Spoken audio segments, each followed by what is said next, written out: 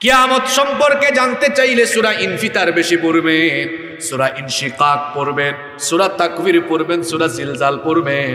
সিংহায় ফুৎকার মারার সঙ্গে আসমানে মহাশূন্যে যা কিছু আছে সব কিছু লণ্ডভণ্ড হয়ে যাবে। যে জমিনে আমরা এখন দম্ভ ভরে চলাফেরা করি ওই জমিনটাতে ভূমিকম্প শুরু হয়ে যাবে। এজন্য আল্লাহ সূরা জিলজালে বলেছেন, ইদা জুলজিলাতিল আরদু জিলজালাহা,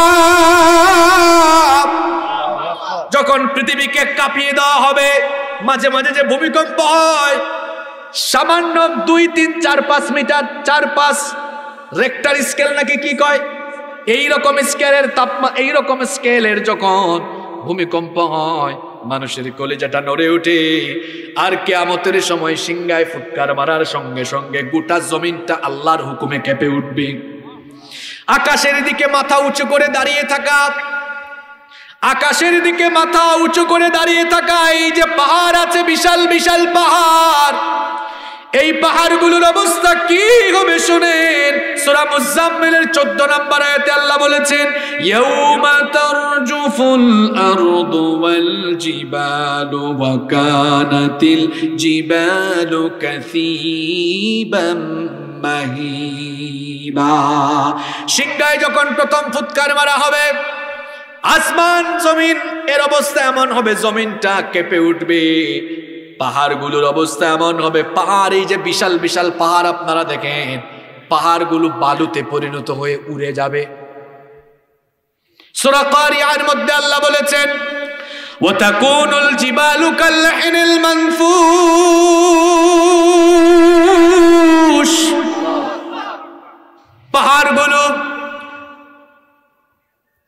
পাহাড়গুলো এই যে তুলা আছে, আপনারা তুলা চিনেন তো, দুনা তুলার মতো উড়ে উড়ে যাবে। আল্লাহু আকবার। সিংহায় ফুৎকার মারা হবে মোট কয়বার? আস্তে বলবেন না, জোরে বলেন কয়বার? প্রথম সিংহার ফুৎকারে তখন যারা থাকবে সবাই মারা যাবে এবং আসমান জমিনের মহাবিশ্বের সব কিছু উলট পালট হয়ে যাবে। সাগরের মধ্যে আগুন ধরে যাবে, সাগরের পানি শুকিয়ে যাবে, এরকম মারাত্মক বিপজ্জনক অবস্থা হবে। এরপরে আল্লাহ আদেশ দিবেন, ও সিংহায় ফুৎকার দানকারী ফেরেশতা ইসরাফিল, তুমি তোমার 2 নাম্বার ফুৎকারটা দিয়া দায়িত্ব কমপ্লিট করো।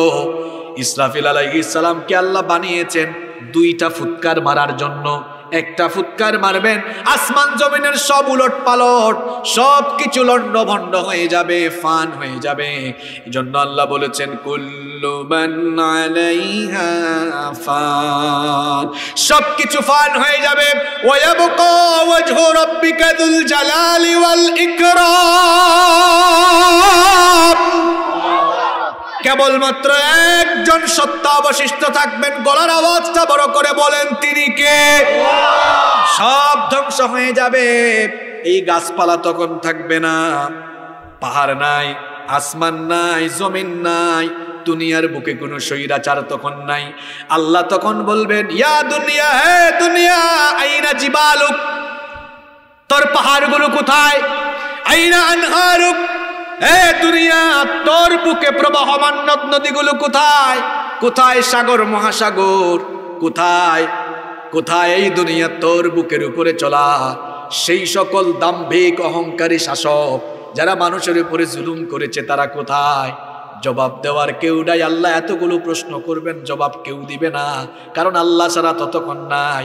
আল্লাহ নিজেই তখন জবাব দিয়ে বলবেন, লিল্লাহিল ওয়াহিদিল কাহ্হার, আজ একমাত্র পরাক্রমশালী আল্লাহর ক্ষমতা চলবে। সেদিন আল্লাহর ক্ষমতা ছাড়া আর কারো ক্ষমতা চলবে। এবার আল্লাহ ইসরাফিলকে বলবেন, 2 নাম্বার ফুৎকার মেরে তুমি তোমার দায়িত্ব কমপ্লিট করো। এই জন্য আল্লাহ পরের আয়াতে বললেন, 7 নাম্বার আয়াতে আল্লাহ বললেন, তাতবাউহার রাদিফা, এরপরে দেওয়া হবে পরবর্তী সিংহায় ফুঁক, পরবর্তী প্রকম্পন যখন আসবে। 2 নাম্বার সিংহায় ফুৎকার মারার পরে কি হবে শোনেন, সুম্মা নুফিখা ফীহি উখরা ফাইযা হুম কিয়ামুন ইয়ানযুরুন। এরপরে যখন দ্বিতীয়বার সিংহায় ফুৎকার দেওয়া হবে, কবরে থাকা সবগুলো মানুষ উঠে উঠে হাসরের মাঠের দিকে দৌড়াতে থাকবে। আল্লাহু আকবার। সব মানুষ কবর থেকে উঠবে, আমরা মনে হয় উঠবো না। আরো জোরে বলেন, আফালা ইয়ালামু ইযা বুসিরা মা ফিল কুবুরি ওয়া হুসিলা মা ফিস সুদূর। মানুষ কি ওই সময়টার কথা জানে না যেদিন কবরগুলো খুলে দিয়ে কবর থেকে মানুষকে উঠানো হবে? কবর থেকে যখন মানুষগুলো উঠবে, উঠে উঠে সব মানুষগুলো হাসরের ময়দানে যাবে। হাসরের ময়দানে সেদিন সবাই আমরা দাঁড়াবো। এ ব্যাপারে কি আমাদের মনের ভেতরে কোনো সন্দেহ আছে নাকি? আমাদের মনে সন্দেহ নাই, কিন্তু যারা হাসরের মাঠ নিয়ে, পরকাল নিয়ে, মৃত্যু পরবর্তী জীবন নিয়ে সন্দেহ করত, তারা যখন দেখবে আয় আয় দুনিয়াতে তো আমরা মরে গেছিলাম বহু আগে, এখন আজকে আবার আমাদেরকে জিন্দা কইরা এই তো হাসরের মাঠে তোলা হলো, এখন তারা দুনিয়াতে থাকা অবস্থায় হাসরে বিশ্বাস করত না, মরার পরে জিন্দা করা হবে এটা তারা উপলব্ধি করত না। এখন তারাই যখন হাসরের মাঠে উপস্থিত হয়েছে, সেই সকল পাপী তাপী কাফের মুশরিকদের কলিজায় ভয় তখন বাড়ছে না কমছে? আসতে বলবেন না, জুড়ে বলেন, বাড়ছে না কমছে? এই জন্য আল্লাহ সূরা নাজিআতের ৮ নম্বর আয়াতে বলেছেন, কুলুবু ইয়াউমাইযিন ওয়াজিফা। সেদিন অনেক অন্তর ভীত বিহ্বল হয়ে যাবে, সেদিন অনেক অন্তর, অনেক কলিজা ভয়ের চোটে, অনেকের কলিজায় তখন কম্পন শুরু হয়ে যাবে, কারণ হাসরের দিনটা বড় ভয়ঙ্কর। আল্লাহ অন্যায়তে বলেছেন, ওয়া আনযিরহুম ইয়াউমাল আজিফাতি ইযিল কুলুবু লাদাল হানাজিরি কাযিমিন। ও নবী, আপনি মানুষদেরকে ওই দিন সম্পর্কে সতর্ক করে দিন যেই দিন মানুষের ভয়ের চোটে কলিজা গলা পর্যন্ত চলে আসবে। আল্লাহু আকবার। প্রশ্ন হতে পারে, হুজুর কেন এত বেশি ভয় লাগবে? ভয় লাগার তো কিছু কারণ আছে ভাই। এখন সূর্য আমাদের দুনিয়া থেকে, জমিন থেকে 9,30,00,000 মাইল দূরে। এই দেখেন এখন রাতের বেলা, এখন তো সূর্য নাই, তারপরেও পুরা প্যান্ডেলটা প্যাকেট থাকার কারণে কথা বলছে, একটু ঘাম বের হচ্ছে। গ্রীষ্মকালে দেখা যায় সূর্যের তাপ লাগলে আমাদের গরম লাগে। 9,30,00,000 মাইল দূর থেকে সূর্য চাপ দেয়। সেই তাপে যদি আমাদের এই অবস্থা হয়, সেই তাপে যদি আমাদের এই অবস্থা হয়, কিয়ামতের দিন হাসরের মাঠে সূর্য যখন মানুষের মাথার একেবারে কাছাকাছি চলে আসবে, জমিন তামায় পরিণত হয়ে যাবে।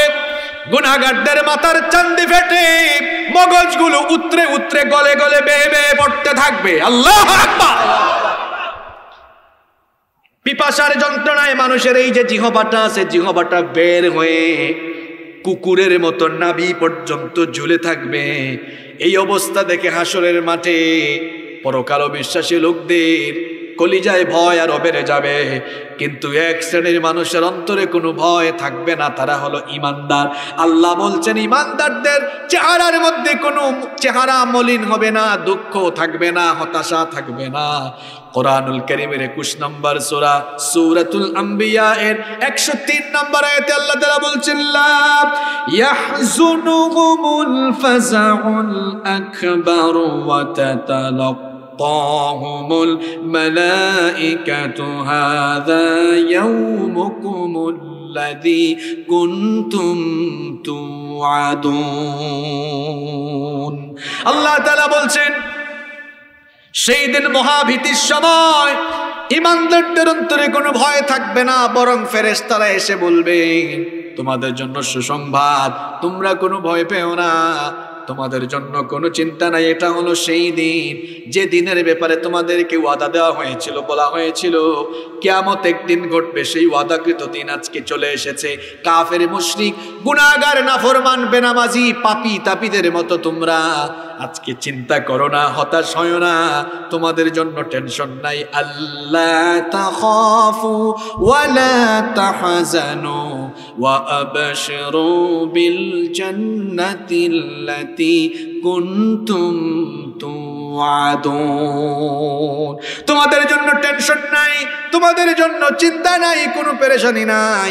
আল্লাহর জান্নাতে যাওয়ার সুসংবাদ গ্রহণ করো, কারণ তোমাদেরকে আজ প্রতিষ্ঠিত জান্নাতে যিনি প্রবেশ করাবেন তিনি কি?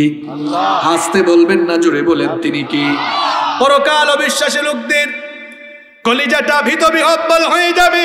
তারপরে আয়াতে আল্লাহ বলেছেন আবসারুহা খাশিয়া, দৃষ্টি নত হয়ে যাবে। দুনিয়াতে তো ক্ষমতার চোটে, দুনিয়াতে দাম্ভিকতার চোটে পরকাল অবিশ্বাস করত।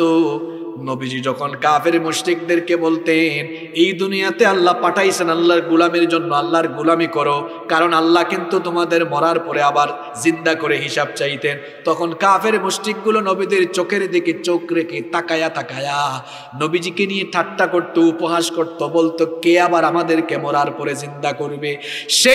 সেই অহংকার করে উপরের দিকে তাকিয়ে থাকা চোখগুলো কিয়ামতের দিন লজ্জায় নিচের দিকে চলে যাবে, আর উপরের দিকে ওঠার সাহস হবে না। এজন্য আল্লাহ বলেছেন আবসারুহা খাশিয়া, দৃষ্টি অবনমিত হয়ে যাবে।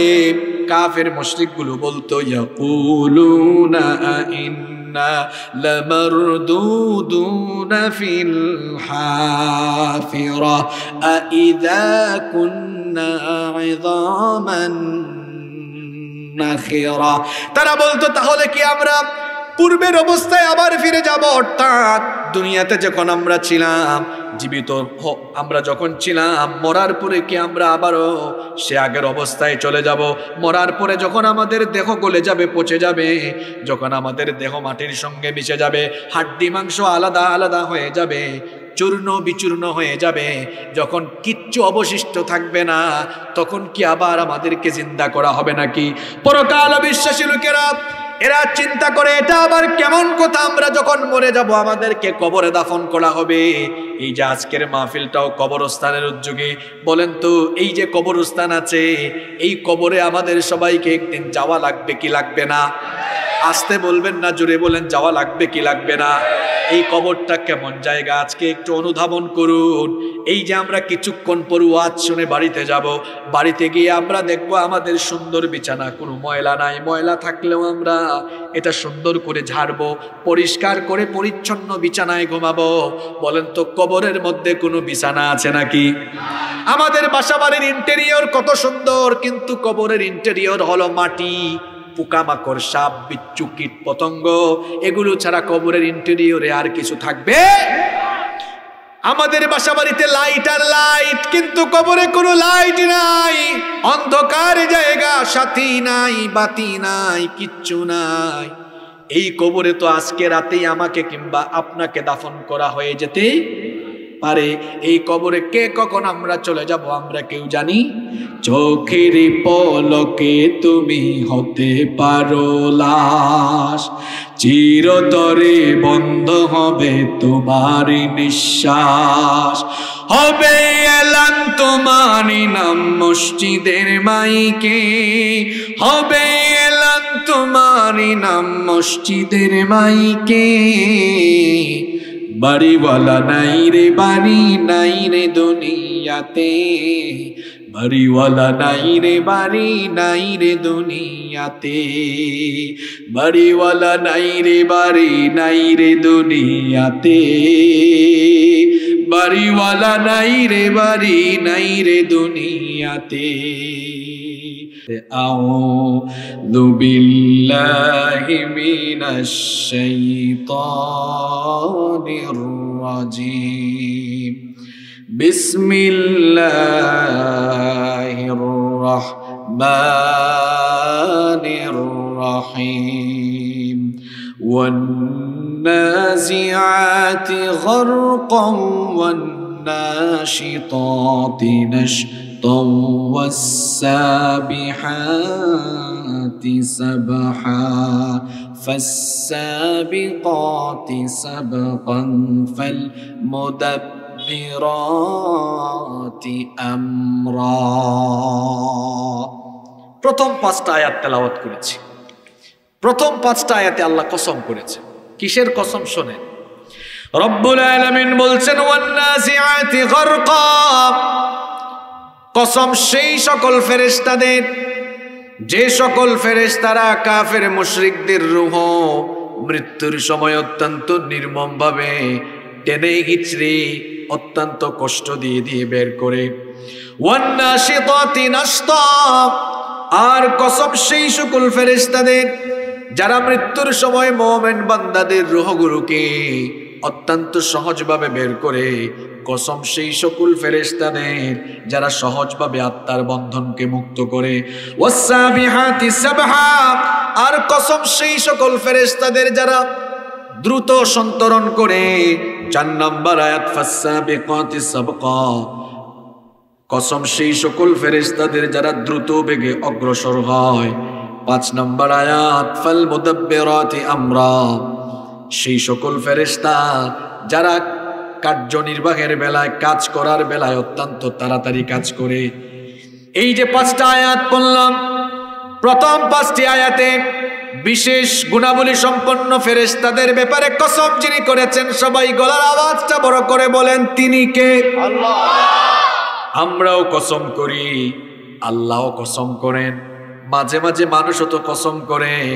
এখন আমাদের কসম আর আল্লাহর কসমটা কি একরকম? একরকম নয়। আমরা কেন কসম করি?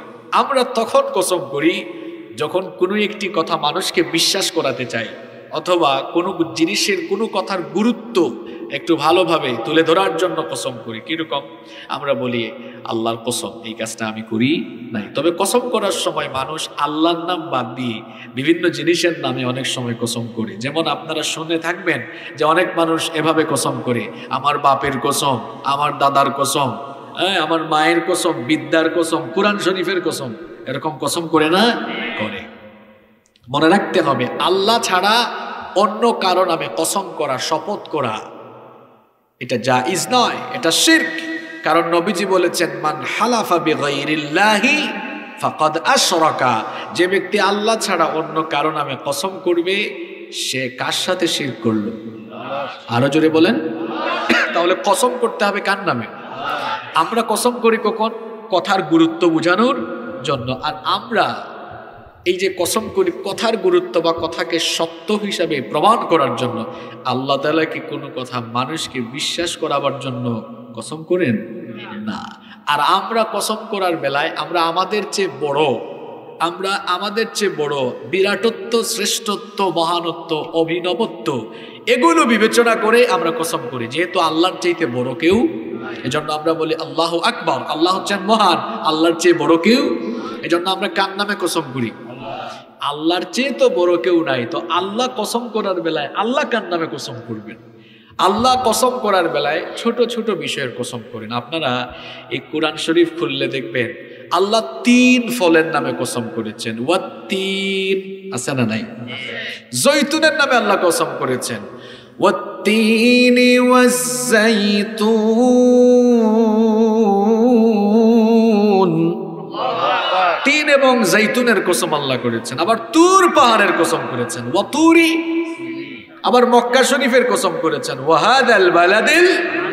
রাতের কসম করেছেন, ওয়াল্লাইলি ইযা ইয়াগশা। দিনের কসম করেছেন, ওয়ান্নাহারি ইযা তাজাল্লা। দুহার কসম করেছেন, ওয়াদদুহা। সময়ের কসম করেছেন, বলেছেন ওয়াল আসরি ইন্নাল ইনসানা লাফি খুসর। তাহলে বোঝা গেল কোরআনে আল্লাহ ছোট ছোট বিভিন্ন বিষয়ের কসম করেছেন। প্রশ্ন হলো, হুজুর আল্লাহ কসম করেন কেন?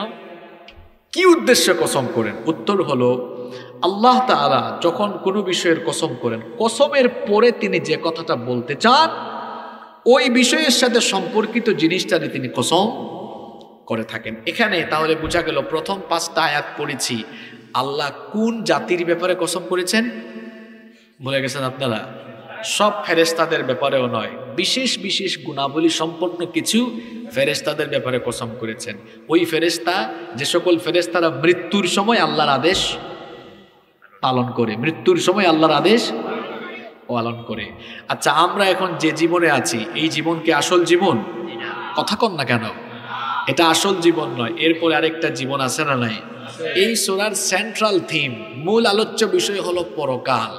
নবীজির মাক্কি যুগে, এই সূরা তো মাক্কি সূরা, মাক্কি যুগে নবীজির দাওয়াতের মূল বিষয় ছিল 3টা। কয়টা? তাওহীদ, রিসালাত, আখিরাত, পরকাল। তো এই পরকালের কথা যখন নবীজি কাফির মুশরিকদেরকে বলতেন, তারা এটা বিশ্বাস করতো না। তারা বলতো এটা আজীব কথা, আমরা মরার পরে আবার জিন্দা হব, বাপ দাদা পূর্বপুরুষ সবাইকে জীবিত করে হিসাব বিচার করা হবে, তারপর একদিন নাকি কিয়ামত হয়ে মহাবিশ্বের সবকিছু উলট পালট হয়ে যাবে, আসমান জমিন ধ্বংস হবে, মেসাকার হয়ে যাবে, একদিন নাকি সাগরের মধ্যে আগুন লেগে যাবে, একদিন নাকি পাহাড়গুলো তুলার মতো উড়ে যাবে। এগুলো যখন নবীদের কাছ থেকে তারা শুনতো, তারা অবাক হয়ে যেত, তারা এটা বিশ্বাস করতো না। যেহেতু তারা এটা বিশ্বাস করতো না, আল্লাহ ফেরেশতাদের কসম কেন করলেন? সেই যুগের জাহিল যুগের কাফের মুশরিকরা এরা ফেরেশতা আল্লাহর সৃষ্টি এটা বিশ্বাস করত, কিন্তু আকীদায় ঝামেলা ছিল। কি ঝামেলা ছিল? তারা ফেরেশতাদেরকে আল্লাহর কন্যা, আল্লাহর মেয়ে মনে করত। নাউযু বিল্লাহি মিন যালিক। আল্লাহ কোরআনে আল্লাহ তাদের কথার জবাব দিয়ে বলেছেন, তোমরা যে বলো ফেরেশতা আমার কন্যা, আমি কাউকে সন্তান হিসেবে গ্রহণ করি। আল্লাহ কি সন্তান হিসেবে কাউকে গ্রহণ করেছেন? নাউযু বিল্লাহ। আল্লাহ বলেছেন লাম ইয়ালিদ ওয়ালাম, তাকে কেউ জন্ম দেয়নি, তিনিও কাউকে জন্ম দেননি। তিনি হচ্ছেন কুল হুয়াল্লাহু আহাদ, একক অদ্বিতীয়, আল্লাহুস সামাদ, সবাই তার মুখাপেক্ষী, তিনি কারো মুখাপেক্ষী নন। তিনি এমন এক সুমহান সত্তা যার সাথে কারো তুলনা চলে। তো কাফের মুশরিকরা ফেরেশতা আছে, ফেরেশতা আল্লাহর হুকুম পালন করে এটা মানতো, কিন্তু আকীদায় ঝামেলা ছিল। ফেরেশতাদেরকে আল্লাহর কি বলতো? কন্যা। আল্লাহ আয়াত নাজিল করলেন যে ফেরেশতারা আমার কন্যা নয়। আর এখানে আল্লাহ এই ফেরেশতাদের কসম করলেন যে তোমরা তো এটা মানো যে ফেরেশতারা আমার আদেশ মানে, তো আমি ওই সকল ফেরেশতাদের কসম করছি যেই সকল ফেরেশতা দিয়ে তোমাদের জান আমি হরণ করি। সুতরাং ফেরেশতা দিয়ে আমি জান হরণ করাতে পারলে, তোমাদের রুহ কবজ করতে পারলে, ওই ফেরেশতাদেরকে আমার আদেশ দিয়া এদের মাধ্যমে কিয়ামতের ঘটনা ঘটাইতে পারবো, এদেরকে কামে লাগাইয়া আমি আবার তোমাদেরকে জিন্দা করতে পারবো। এই জন্য আল্লাহ তাআলা বিশেষ বিশেষ এই ফেরেশতাদের কসম করেছেন। আল্লাহ তাআলা সূরাটা শুরু করেছেন এভাবে, ওয়ান্নাসিআতি গারকা। আল্লাহ বলছেন কসম সেই সকল ফেরেশতাদের, কসম সেই সকল ফেরেশতাদের যারা কাফের মুশরিকদের মৃত্যুর সময় রূহটাকে টেনে টেনে বের করে। আমাদের সবার কাছে একদিন মৃত্যু আসবে, এ ব্যাপারে কোনো সন্দেহ? সবাই একদিন মারা যাব। দেখুন আমাদের আগে যারা দুনিয়াতে এসেছিল কেউ নাই, এখন আমরা যারা আছি আমরাও থাকবো না। এখন 2023 সাল, 1923 সালে, 1823 সালে, 1723 সালে যারা ছিল এখন কিন্তু তারা নাই। কিয়ামত যদি না হয় 2123 সাল যখন আসবে তখন আমরা কেউ বেঁচে থাকবো? সবাই আমরা দুনিয়া ছেড়ে চলে যাব। মৃত্যু সবার কাছে আসবে। আর এই মৃত্যুটা হলো এমন এক বিষয়, মৃত্যুর মাধ্যমে দুনিয়ার জীবন আমাদের শেষ হয়ে যাবে, মৃত্যুর মাধ্যমে আমরা পরকালীন জীবনে পাড়ি জমাবো। মৃত্যুটা হলো একটা ব্রিজ, একটা সাঁকো, একটা সেতুর মতো। মনে করেন এই পাশে একটা রাস্তা, ওই পাশে আরেকটা রাস্তা, মাঝখানে একটা খাল আছে।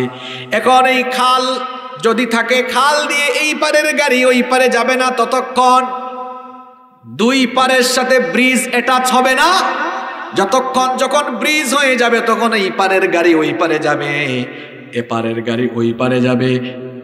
একটা ব্রিজের মাধ্যমে যেমন এই পারের গাড়ি ওই পারে যায়, ঠিক তেমনি মৃত্যুটা হলো একটা সেতুর মতো, যেই মৃত্যুর মাধ্যমে আপনি এই জীবন ছেড়ে ওই জীবনে চলে। এই মৃত্যু যখন আসবে, মৃত্যুকালীন সময়ে কাফের মুশরিকদের, মুনাফিকদের অবস্থা একরকম হবে, জালিমদের অবস্থা একরকম হবে, আর মুমিনদের অবস্থা আরেক রকম। আল্লাহ সেই কথাটাই সূরার প্রথম আয়াতে বলেছেন, ওয়ান্নাজিআতি গারকা। কসম সেই সকল ফেরেশতাদের যারা কাফের মুশরিকদের মৃত্যুর সময় তাদের দেহের অভ্যন্তরে ডুব দিয়ে দেহের অভ্যন্তরে প্রবেশ করে অত্যন্ত নির্দয়ভাবে জান কবজ করে। তাহলে বোঝা গেল কাফের মুশরিক, মুনাফিক, নাফরমান, বেঈমান, জালিম এদের মৃত্যু অতটা সহজ হবে? কত কঠিন হবে তাদের মৃত্যু। ও আমার বাবা জান, ভাই জানরা, যারা নামাজ ছেড়ে দিচ্ছি, নামাজ ছেড়ে দিয়ে আমরা যে তামাশা করি, আমরা যে জিনা করি, আমরা যে সুদ খাই, ঘুষ খাই, গুনাহ করি, গুনার সাগরে ডুবে গেছি। ও বাবা জান, ভাই জানরা, মরণের কথা কি আমরা ভুলে গেলাম নাকি?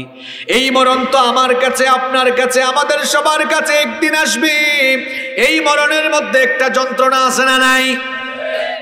গুনাহগার পাপী তাপীদের মৃত্যুকালীন সময় অবস্থা কেমন হবে? মুসনাদে আহমদ এবং আবু দাউদ শরীফের মধ্যে হাদিস বর্ণিত হয়েছে। নবীজি বলেছেন, ইন্নাল আবদাল কাফিরা ইযা কানা ফি ইনকিতা'ইন মিনাদ দুনিয়া ওয়া ইকবালিন মিনাল আখিরাহ। নবীজি বলেছেন, যখন কোনো কাফির মুশরিকের মৌতের সময় এসে যায়, যখন সে দুনিয়া থেকে বিদায় নেয় আর আখিরাতের জীবনে প্রবেশের সন্ধিক্ষণ তার যখন এসে যায়, নাযালা ইলাইহি মিনাস সামাই মালাইকাতুন সুদুল ওয়ুজুহ মাহুমুল মুসাহ। নবীজি বলেছেন, কাফের মুশরিকদের গুনাহগারদের মৃত্যুর সময় যখন চলে আসে, তখন আসমান থেকে কালো চেহারা বিশিষ্ট কিছু গজবের ফেরেশতা আসে।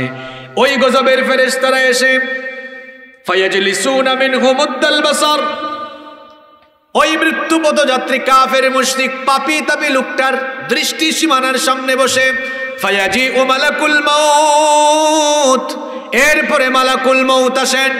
মালাকুল মাউত আসার পরে তাকে বলেন, আইয়াতুহান নাফসুল খাবিসা, হে অপবিত্র আত্মা। তাহলে বোঝা গেল যারা গুনাহ করে তাদের আত্মা, তাদের রূহটা পবিত্র নয়, তাদের আত্মাটা, তাদের রূহটা হলো অপবিত্র। এই জন্য মালাকুল মাউত এসে বলে, আইয়াতুহান নাফসুল খাবিসা, হে অপবিত্র আত্মা, উখরুজি ইলা সাখাতিন মিনাল্লাহি ওয়া গাদাব, তুমি আল্লাহর ক্রোধ, আল্লাহর অসন্তুষ্টি আর আল্লাহর গজবের দিকে তুমি বের হয়ে আসো। এই কথা বলে যখন মালাকুল মউত ওই লোকটার রূহ কবজ করা আরম্ভ করে ফেলেন, বেঈমান, নাফরমান, পাপী তাপী, বেনামাজি, কাফের, মুশরিক, মুনাফিক, জালেম গুলোর মৃত্যুর সময় যখন মালাকুল মউত তাদের রূহ কবজ করা আরম্ভ করে দেন, এদের এত কষ্ট হয়, এত কষ্ট হয়। সাকরাতুল মউত, মৃত্যুর যন্ত্রণাটা বড় ভয়ঙ্কর।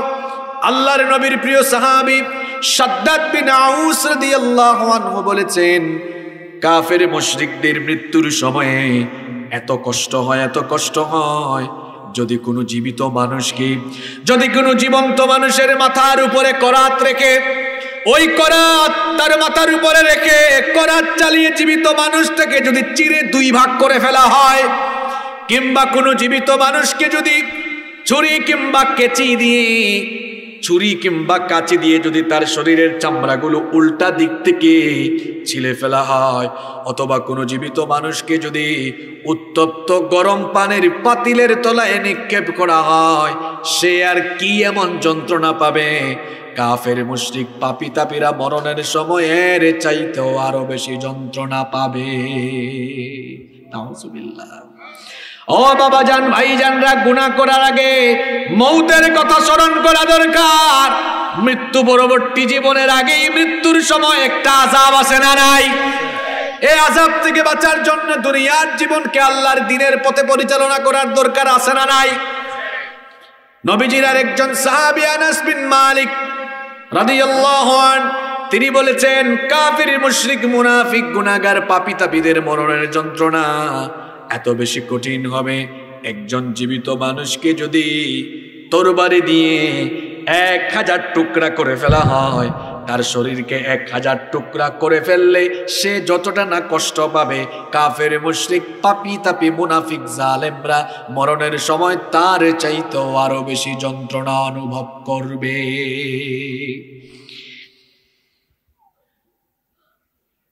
মৃত্যুকালীন সময়ে গজবের ফেরেশতাদেরকে এনে, গজবের ফেরেশতাদেরকে সাথে নিয়ে এসে মালাকুল মউত কাফের, মুশরিক, মুনাফিকদের রূহগুলো টেনে টেনে বের করেন।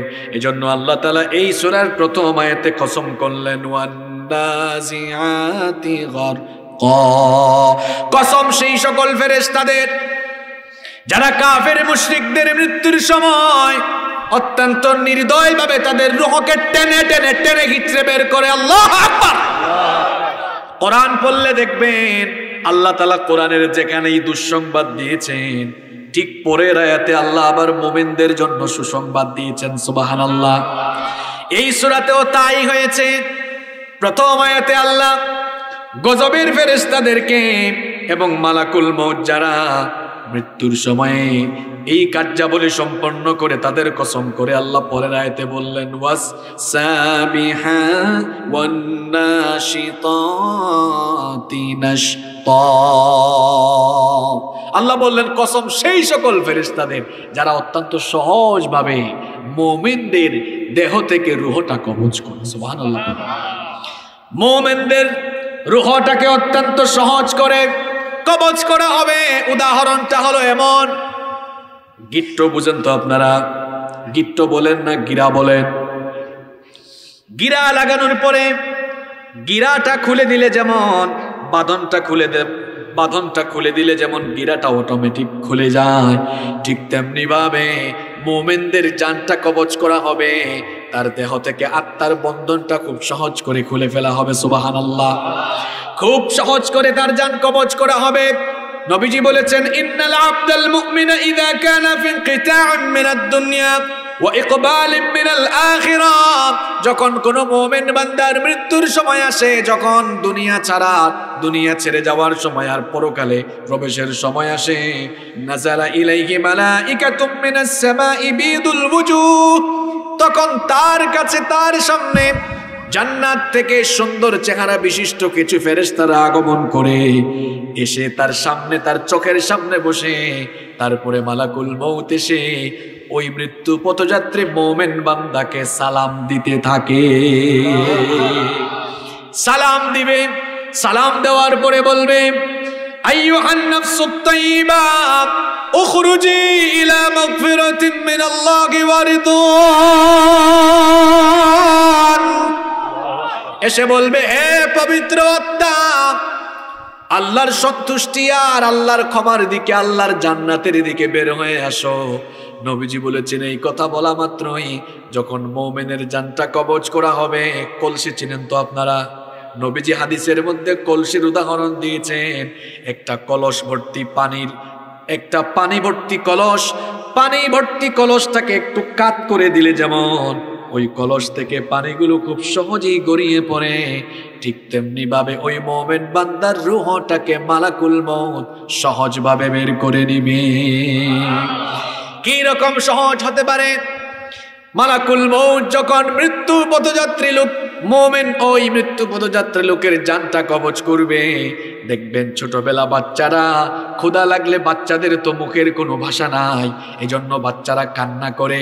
বাচ্চা যখন কান্না করে, মা যখন এসে সেই কান্না করা বাচ্চাকে বুকের দুধ পান করায়, তখন বাচ্চা কান্না বন্ধ করে দিয়ে দুধ পান করতে করতে যেমন আরাম করে ঘুমিয়ে যায়, ঠিক তেমনি মুমিন বান্দাদের মরণের সময় যখন আসবে, মালাকুল মউত এসে সালাম দিয়ে ওই মুমিন বান্দার সামনে জান্নাতের নয়নাভিরাম চক্ষু শীতল করা সেই চিত্র যখন তুলে ধরবে, মুমিন বান্দাও জান্নাতের চিত্র দেখতে দেখতে আরাম করে ঘুমায়া যাবে।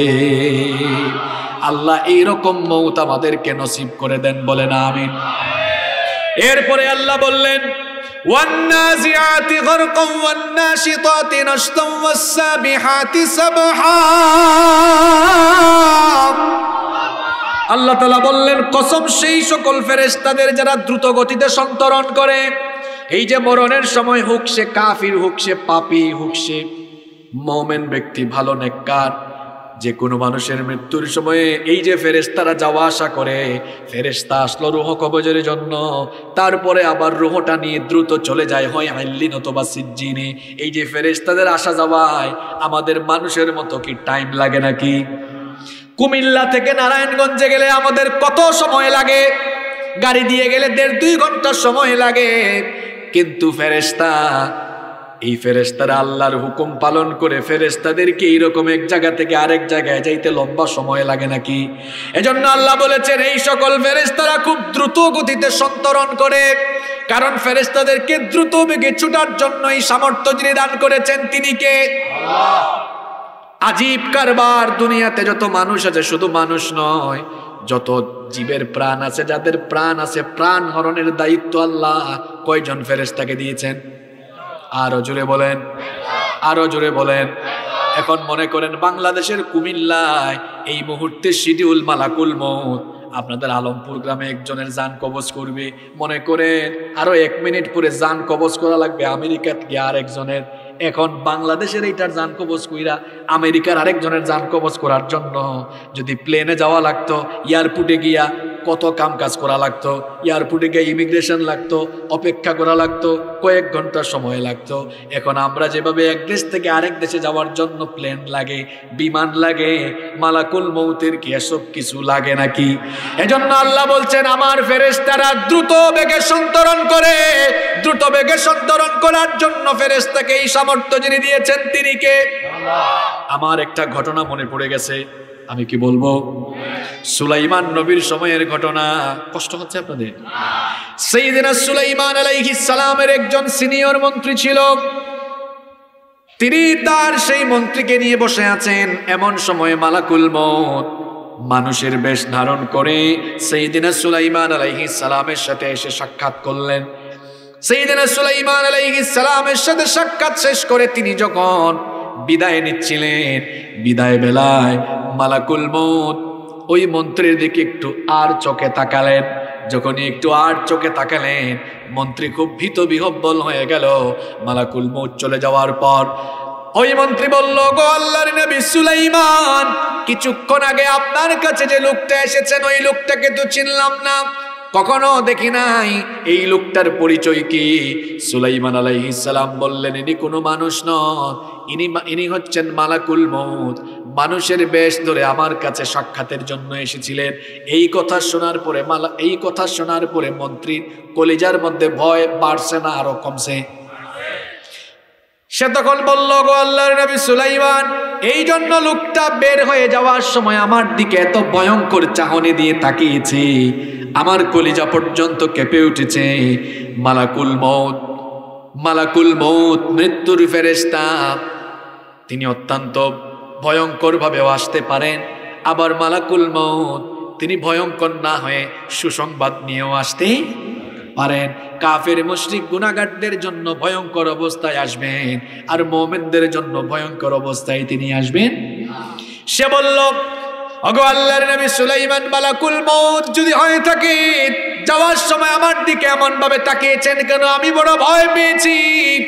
আপনার কাছে আমার একটা আবেদন হলো, প্রত্যেক নবী এবং রাসূলকে যিনি মুজিজা দিয়েছেন তিনি কি? সুলাইমান নবীকে আল্লাহ মুজিজা দিয়েছিলেন।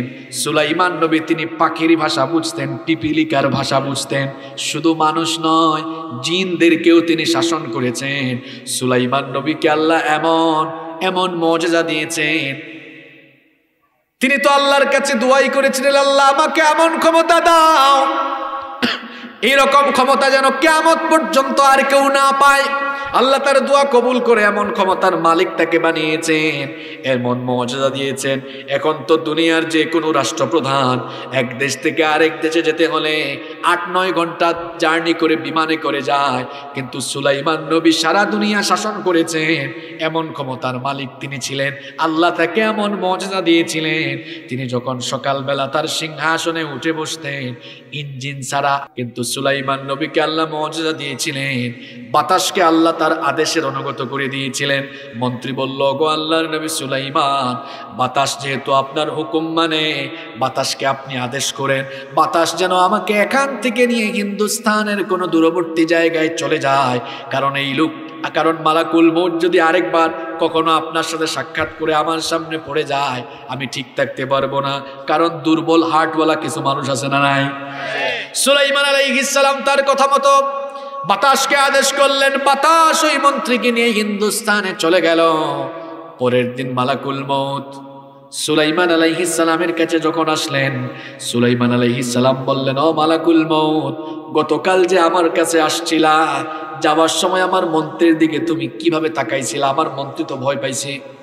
মালাকুল মউত তখন বললেন, ওগো আল্লাহর নবী সুলাইমান, আমি আপনার কাছ থেকে বিদায় নিয়ে যখন চলে যাচ্ছিলাম, আল্লাহর আদেশ ছিল, আল্লাহর দেওয়া শিডিউল ছিল, আমি যেন আপনার সাথে সাক্ষাৎ শেষ করে সাথে সাথে হিন্দুস্তানের একটা জায়গায় যাই। হিন্দুস্তানের একটা জায়গায় গিয়ে এই লোকটার জান কবজ করার কথা ছিল, কিন্তু লোকটারে আপনার কাছে দেখে আমি অবাক হয়ে গেলাম। কারণ এই তো কিছুক্ষণ পরে যার জান আমি কবজ করব হিন্দুস্তান থেকে, সে এখন এখানে কি করে আপনার কাছে? কারণ হিন্দুস্তান থেকে এখানকার দূরত্ব তো হাজার হাজার মাইল। এখন হাজার হাজার মাইল তো আমি মুহূর্তে যেতে পারবো, কিন্তু লোকটাকে আমি গিয়া কেমনে পাবো? এজন্য আমি অবাক নয়নে তাকালাম। কিন্তু অবাক নয়নে তাকিয়ে আমি চিন্তা করলাম আল্লাহর আদেশ, আল্লাহর হুকুম মতো জায়গা মতো যাই। আল্লাহর হুকুম মতো জায়গা মতো গিয়ে দেখি এই লোকটা সেই সময় ওখানেও হাজির। আল্লাহু আকবার।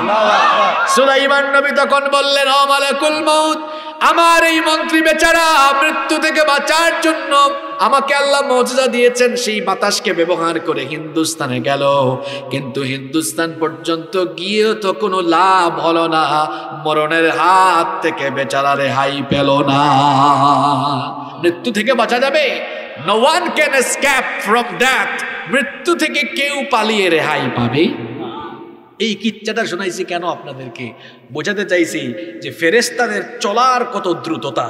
দেখেন, এক জায়গা থেকে আরেক জায়গায় চলে যায়, কয়েক ঘন্টা সময় লাগে না, একদিন দুই দিন সময় লাগে না, চোখের পলকেই মুহূর্তেই তারা চলে যেতে পারে। ফেরেশতাদেরকে দ্রুত বেগে চলার জন্য সামর্থ্য যিনি দিয়েছেন তিনি কি? আল্লাহ। এই কথা আল্লাহ 3 নম্বর আয়াতে বলেছেন, ওয়াসসাবিহাতি সাবহা।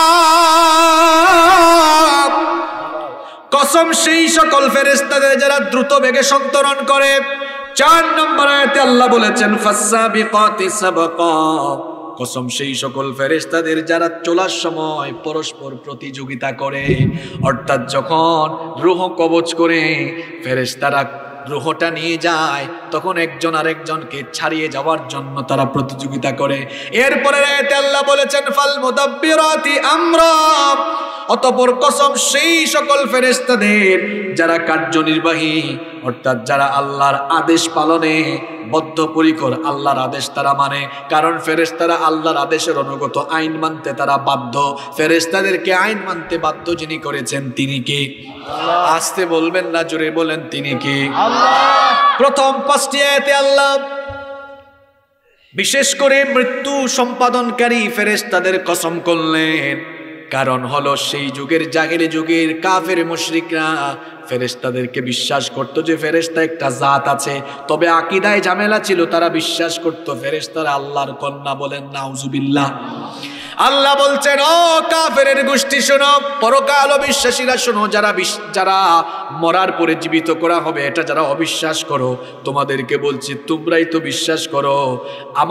আমি আল্লাহ একটা ফেরেশতা বাহিনী আছে, ফেরেশতা বাহিনী দিয়ে আমি মহাবিশ্বের সব কিছু পরিচালনা করি।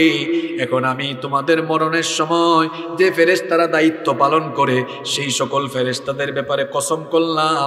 কসম করে আল্লাহ এবার পরের আয়াত থেকে বলছেন, যে বিষয়ের জন্য আল্লাহ কসম করলেন ওই বিষয়টা এবার শুরু হচ্ছে। আল্লাহ বললেন, কুলু ইয়াউমা তারজুফুর রাজিফা তাতবাউহার রাদিফা। কষ্ট হচ্ছে আপনাদের? জায়গা মধ্যে কিন্তু আসছি, কয়েকটা মিনিট ধৈর্য ধরে থাকা যাবে না, এখন মজা পাবেন আপনারা। ফেরেশতাদের কসম করে আল্লাহ বলছেন যে ফেরেশতায় তো বিশ্বাস করো, যে ফেরেশতা দিয়া তোমাদের জান কবজ করলাম। তোমরা যে বলো কিয়ামত কেমনে হবে আর তোমরা মরার পরে জিন্দা কেমনে করব, এই ফেরেশতাদেরকে কামে লাগাইয়া কিয়ামতের ঘটনা কেমনে ঘটাই আর তোমাদেরকে কেমনে জিন্দা করি, এবার সেটা শুনো। কষ্ট হচ্ছে? কিয়ামত কিভাবে স্টার্ট হবে, কিয়ামতের ঘটনা কিভাবে শুরু হবে, এবার 6 নম্বর আয়াত থেকে আল্লাহ বলছেন, পরকাল অবিশ্বাসী যারা আছে তারা মনে করে ধারণা করে কিয়ামত বলতে কিচ্ছু নাই। আপনারা ভাবতে পারেন, হুজুর আমাদের এলাকায় আজকের ওয়াজ মাহফিলে এই বিষয়টা আপনি কেন চুজ করলেন, পরকাল এই বিষয়টা কেন আপনি শুরু করলেন? কারণ হলো আমাদের অন্তর থেকে মরার পরে আমরা জিন্দা হব এই ভয়টা চলে গিয়েছে। পরকালে আল্লাহ হিসাব নেবেন এই ভয়টা চলে গিয়েছে বলে আমরা নামাজ ছেড়ে দিয়েছি। পরকালে আল্লাহকে হিসাব দেওয়া লাগবে এই ভয়টা চলে গিয়েছে বলে আমরা মাত্র কয়েকদিনের দুনিয়ায় সুদ খাওয়ার মধ্যে পড়ে আছি। কয়েকদিন পরে আমরা আল্লাহর সামনে দাঁড়াবো, কিছুদিন পরে আমরা কবরের জগতে চলে যাব, আল্লাহ জীবিত করে হিসাব চাইবেন। এই ভয়টা দিল থেকে চলে গিয়েছে বলে আমরা দুনিয়াতে সামান্য স্বার্থের জন্য, ক্ষমতার জন্য নিরপরাধ মানুষগুলোকে অপরাধী বানাইয়া কষ্ট দিচ্ছি। পরকালে আল্লাহ হিসাব নিবেন, বিচার করবেন, আল্লাহর সামনে দাঁড়াতে হবে, এই ভয়টা চলে গিয়েছে বলে দুনিয়ার সামান্য ক্ষমতার জন্য আমরা মানুষের হক মেরে খাচ্ছি। পরকালে আল্লাহর সামনে দাঁড়ানো লাগবে, হিসাব দেওয়া লাগবে, আল্লাহ বিচার করবেন। এই ভয়টা আজ দিলের মধ্যে নাই বলে আমরা দেখা যায় অন্যায় করছি, জিনা করছি, আমরা হারাম খাচ্ছি, হারাম পথে চলছি। এমন কি ক্ষমতা পাইয়া আমরা মানুষের উপরে জুলুম করতে করতে বড় বড় জালেম হয়ে গিয়েছি। কারণ হলো আমাদের অন্তর থেকে পরকালের ভয় চলে গিয়েছে। পরকাল অবিশ্বাসী যারা, আল্লাহ তাদেরকে বলছেন, শোনো, কিয়ামতের ঘটনার উদ্বোধন হবে কিভাবে, কিয়ামতের ঘটনা একদিন ঘটবে, আপনাদের মনে কি কোনো সন্দেহ আছে নাকি? আল্লাহ বলছেন কিয়ামতের ঘটনার উদ্বোধন কিভাবে হবে শোনো। এতে আল্লাহ বলছেন, ইয়াউমা তারজুফুর রাজিফা, সেই দিন প্রকম্পনকারী ফেরেশতা সবকিছুকে কাঁপাইয়া দিবে। অর্থাৎ আল্লাহ একজন ফেরেশতাকে দায়িত্ব দিয়েছেন, সেই ফেরেশতার নাম হলো ইসরাফিল। জুড়ে বলেন তো ফেরেশতার নাম কি? সেই ফেরেশতাকে আল্লাহ দায়িত্ব দিয়েছেন যে তুমি আমি যখন আদেশ করব সাথে সাথে সিংহায় ফু দিবা। ওই ফেরেশতা মুখের সামনে সিংহা নিয়ে অপেক্ষা করছেন আর কান পেতে আছেন কখন আল্লাহ আদেশ করেন। আল্লাহর আদেশ পাওয়া মাত্রই সিংহায় তিনি ফুৎকার দিয়ে দিবেন। আর যখনই তিনি সিংহায় ফুৎকার দিবেন, একটা সিংহার ফুৎকারে আসমান জমিনের সব উলট পালট হয়ে যাবে। আল্লাহু আকবার। আল্লাহর আদেশ পাওয়ার পরে সেই ফেরেশতা সিংহায় ফুৎবা, সেই ফেরেশতা সিংহার মধ্যে ফু মারবেন মোট 2 বার। জোরে কোন কয়বার? কিয়ামত কিভাবে শুরু হবে, কিয়ামতের শুরুর কথা আল্লাহ এই আয়াতে বলছেন, ইয়াউমা তারজুফুর রাজিফা। সিংহায় ফুৎকার দানকারী ফেরেশতা প্রথমবার সিংহায় ফু মারবে। প্রথমবার সিংহায় ফু মারার পরে কি হবে? কোরআনুল কারীমের 39 নম্বর সূরা সূরাতুজ জুমারের 68 নম্বর আয়াতে আল্লাহ তাআলা বলছেন, ওয়া নুফিখা ফিস সূরি ফাসাইকা মান ফিস সামাওয়াতি ওয়া মান ফিল আরদি ইল্লা মান শাআল্লাহ। আল্লাহ তাআলা বলছেন, আর সিংহায় যখন ফুৎকার দেওয়া হবে, আল্লাহ তাআলা যাকে চান তারা ছাড়া আসমানে আর জমিনে যারা আছে সবাই তখন বেহুশ হয়ে মারা যাবে। আল্লাহু আকবার। প্রথমবার যখন ইসরাফিল আলাইহিস সালাম সিংহায় ফু দিবেন, একটা সিংহার ফুৎকারে তখন যারা দুনিয়ায় থাকবে সবাই তখন মরে যাবে। সিংহার প্রথম ফুৎকারে এই যে মাথার উপরে আসমান আছে, আসমানের মধ্যে মহাশূন্যের মধ্যে বিশাল বিশাল সৃষ্টি আছে, সূর্য, তারকারাজি, নক্ষত্রপুঞ্জ, গ্যালাক্সি, ব্ল্যাক হোল, মহাশূন্যের এই বিশাল জগৎটা ধ্বংস হয়ে যাবে সিংহার ফুৎকারে। কার হুকুমে? আল্লাহ। এমন এক ভয়ঙ্কর ঘটনা ঘটবে, সিংহায় ফুৎকার দেওয়ার পরে যে সূর্য পৃথিবীর চেয়ে 13 লক্ষ গুণ বড়, ওই সূর্যের আলো নিভে যাবে, চাঁদ তার আলো হারিয়ে ফেলবে। এক একটা তারকা সন্ধ্যার পরে আপনারা দেখেন তারকার সাইজ ছোট না, এত ছোট নয়। এই মহাবিশ্বে কোটি কোটি গ্যালাক্সি রয়েছে, এক একটা গ্যালাক্সির ভেতরে এত এত নক্ষত্র, তারকাপুঞ্জ, এত কিছু রয়েছে। আপনার ভাবনার জগৎকে নাড়িয়ে দিবে যে তারকাগুলোকে আপনারা মাগরিবের পরে সন্ধ্যার পরে ছোট ছোট দেখেন, এই তারকাগুলো আসলে ছোট নয়। এই তারকাগুলোর সাইজ কত বড় দেখেন। এই সূর্য হলো পৃথিবীর চেয়ে 13 লক্ষ গুণ বড়। পৃথিবীটা যত বড়, 13 লক্ষ পৃথিবীর চাইতেও বড় হলো সূর্য। আল্লাহু আকবার, আল্লাহু আকবার। 13 লক্ষ পৃথিবীর সমান হলো এই সূর্য। এই সূর্যের চাইতে তারকা আরো বড়। কত বড় তারকা! এক একটা তারকা, এমনও তারকা মহাশূন্যে আছে, এমনও তারকা মহাশূন্যে আছে, এইরকম 50 কোটি সূর্যের সমান এক একটা তারকা মহাশূন্যে যিনি বানিয়েছেন তিনি কে? ওই বিশাল বিশাল তারকাগুলো সিংহায় ফুৎকারের চোটে আসমান থেকে খসে খসে পড়তে থাকবে। কি ভয়ঙ্কর ঘটনা, কি কলিজা কাঁপিয়ে দেওয়া ঘটনা! কিয়ামত সম্পর্কে জানতে চাইলে সূরা ইনফিতার বেশি পড়বেন, সূরা ইনশিকাক পড়বেন, সূরা তাকবীর পড়বেন, সূরা জিলজাল পড়বেন। সিংহায় ফুৎকার মারার সঙ্গে আসমানে মহাশূন্যে যা কিছু আছে সব কিছু লণ্ডভণ্ড হয়ে যাবে। যে জমিনে আমরা এখন দম্ভ ভরে চলাফেরা করি ওই জমিনটাতে ভূমিকম্প শুরু হয়ে যাবে। এজন্য আল্লাহ সূরা জিলজালে বলেছেন, ইদা জুলজিলাতিল আরদু জিলজালাহা, যখন পৃথিবীকে কাঁপিয়ে দেওয়া হবে।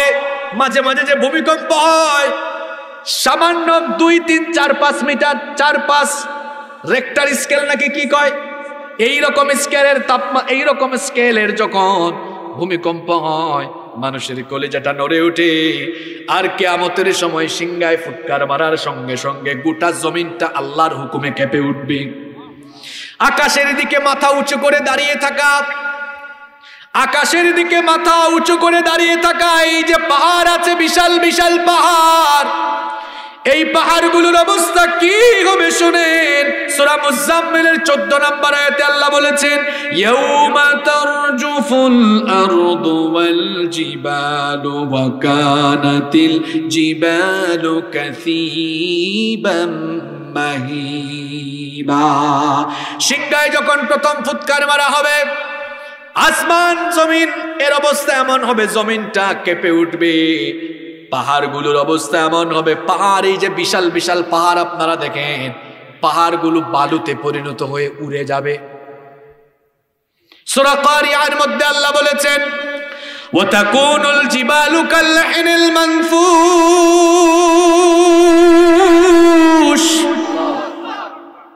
পাহাড়গুলো এই যে তুলা আছে, আপনারা তুলা চিনেন তো, দুনা তুলার মতো উড়ে উড়ে যাবে। আল্লাহু আকবার। সিংহায় ফুৎকার মারা হবে মোট কয়বার? আস্তে বলবেন না, জোরে বলেন কয়বার? প্রথম সিংহার ফুৎকারে তখন যারা থাকবে সবাই মারা যাবে এবং আসমান জমিনের মহাবিশ্বের সব কিছু উলট পালট হয়ে যাবে। সাগরের মধ্যে আগুন ধরে যাবে, সাগরের পানি শুকিয়ে যাবে, এরকম মারাত্মক বিপজ্জনক অবস্থা হবে। এরপরে আল্লাহ আদেশ দিবেন, ও সিংহায় ফুৎকার দানকারী ফেরেশতা ইসরাফিল, তুমি তোমার 2 নাম্বার ফুৎকারটা দিয়া দায়িত্ব কমপ্লিট করো। ইসরাফিল আলাইহিস সালামকে আল্লাহ বানিয়েছেন 2টা ফুৎকার মারার জন্য। একটা ফুৎকার মারবেন, আসমান জমিনের সব উলট পালট, সব কিছু লণ্ডভণ্ড হয়ে যাবে, ফান হয়ে যাবে। এজন্য আল্লাহ বলেছেন, কুল্লু মান আলাইহা ফান, সব কিছু ফান হয়ে যাবে। ওয়া ইয়াবকা ওয়াজহু রাব্বিকা যুল জালালি ওয়াল ইকরাম, কেবলমাত্র একজন সত্তা অবশিষ্ট থাকবেন। গলার আওয়াজটা বড় করে বলেন, তিনি কে? সব ধ্বংস হয়ে যাবে। এই গাছপালা তখন থাকবে না, পাহাড় নাই, আসমান নাই, জমিন নাই, দুনিয়ার বুকে কোনো স্বৈরাচার তখন নাই। আল্লাহ তখন বলবেন, ইয়া দুনিয়া, হে দুনিয়া, আইনা জিবালুক, তোর পাহাড়গুলো কোথায়? আইনা আনহারুক, হে দুনিয়া, তোর বুকে প্রবাহমান নদ নদীগুলো কোথায়? কোথায় সাগর মহাসাগর? কোথায় কোথায় এই দুনিয়া তোর বুকের উপরে চলা সেই সকল দাম্ভিক অহংকারী শাসক যারা মানুষের উপরে জুলুম করেছে, তারা কোথায়? জবাব দেওয়ার কেউ নাই। আল্লাহ এতগুলো প্রশ্ন করবেন, জবাব কেউ দিবে না, কারণ আল্লাহ ছাড়া ততক্ষণ নাই। আল্লাহ নিজেই তখন জবাব দিয়ে বলবেন, লিল্লাহিল ওয়াহিদিল কাহ্হার, আজ একমাত্র পরাক্রমশালী আল্লাহর ক্ষমতা চলবে। সেদিন আল্লাহর ক্ষমতা ছাড়া আর কারো ক্ষমতা চলবে। এবার আল্লাহ ইসরাফিলকে বলবেন, 2 নাম্বার ফুৎকার মেরে তুমি তোমার দায়িত্ব কমপ্লিট করো। এই জন্য আল্লাহ পরের আয়াতে বললেন, 7 নাম্বার আয়াতে আল্লাহ বললেন, তাতবাউহার রাদিফা, এরপরে দেওয়া হবে পরবর্তী সিংহায় ফুঁক, পরবর্তী প্রকম্পন যখন আসবে।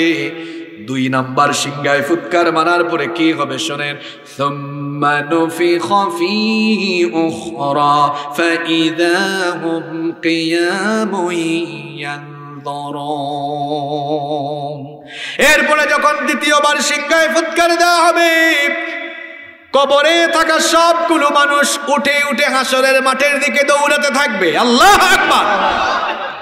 সব মানুষ কবর থেকে উঠবে, আমরা মনে হয় উঠবো না।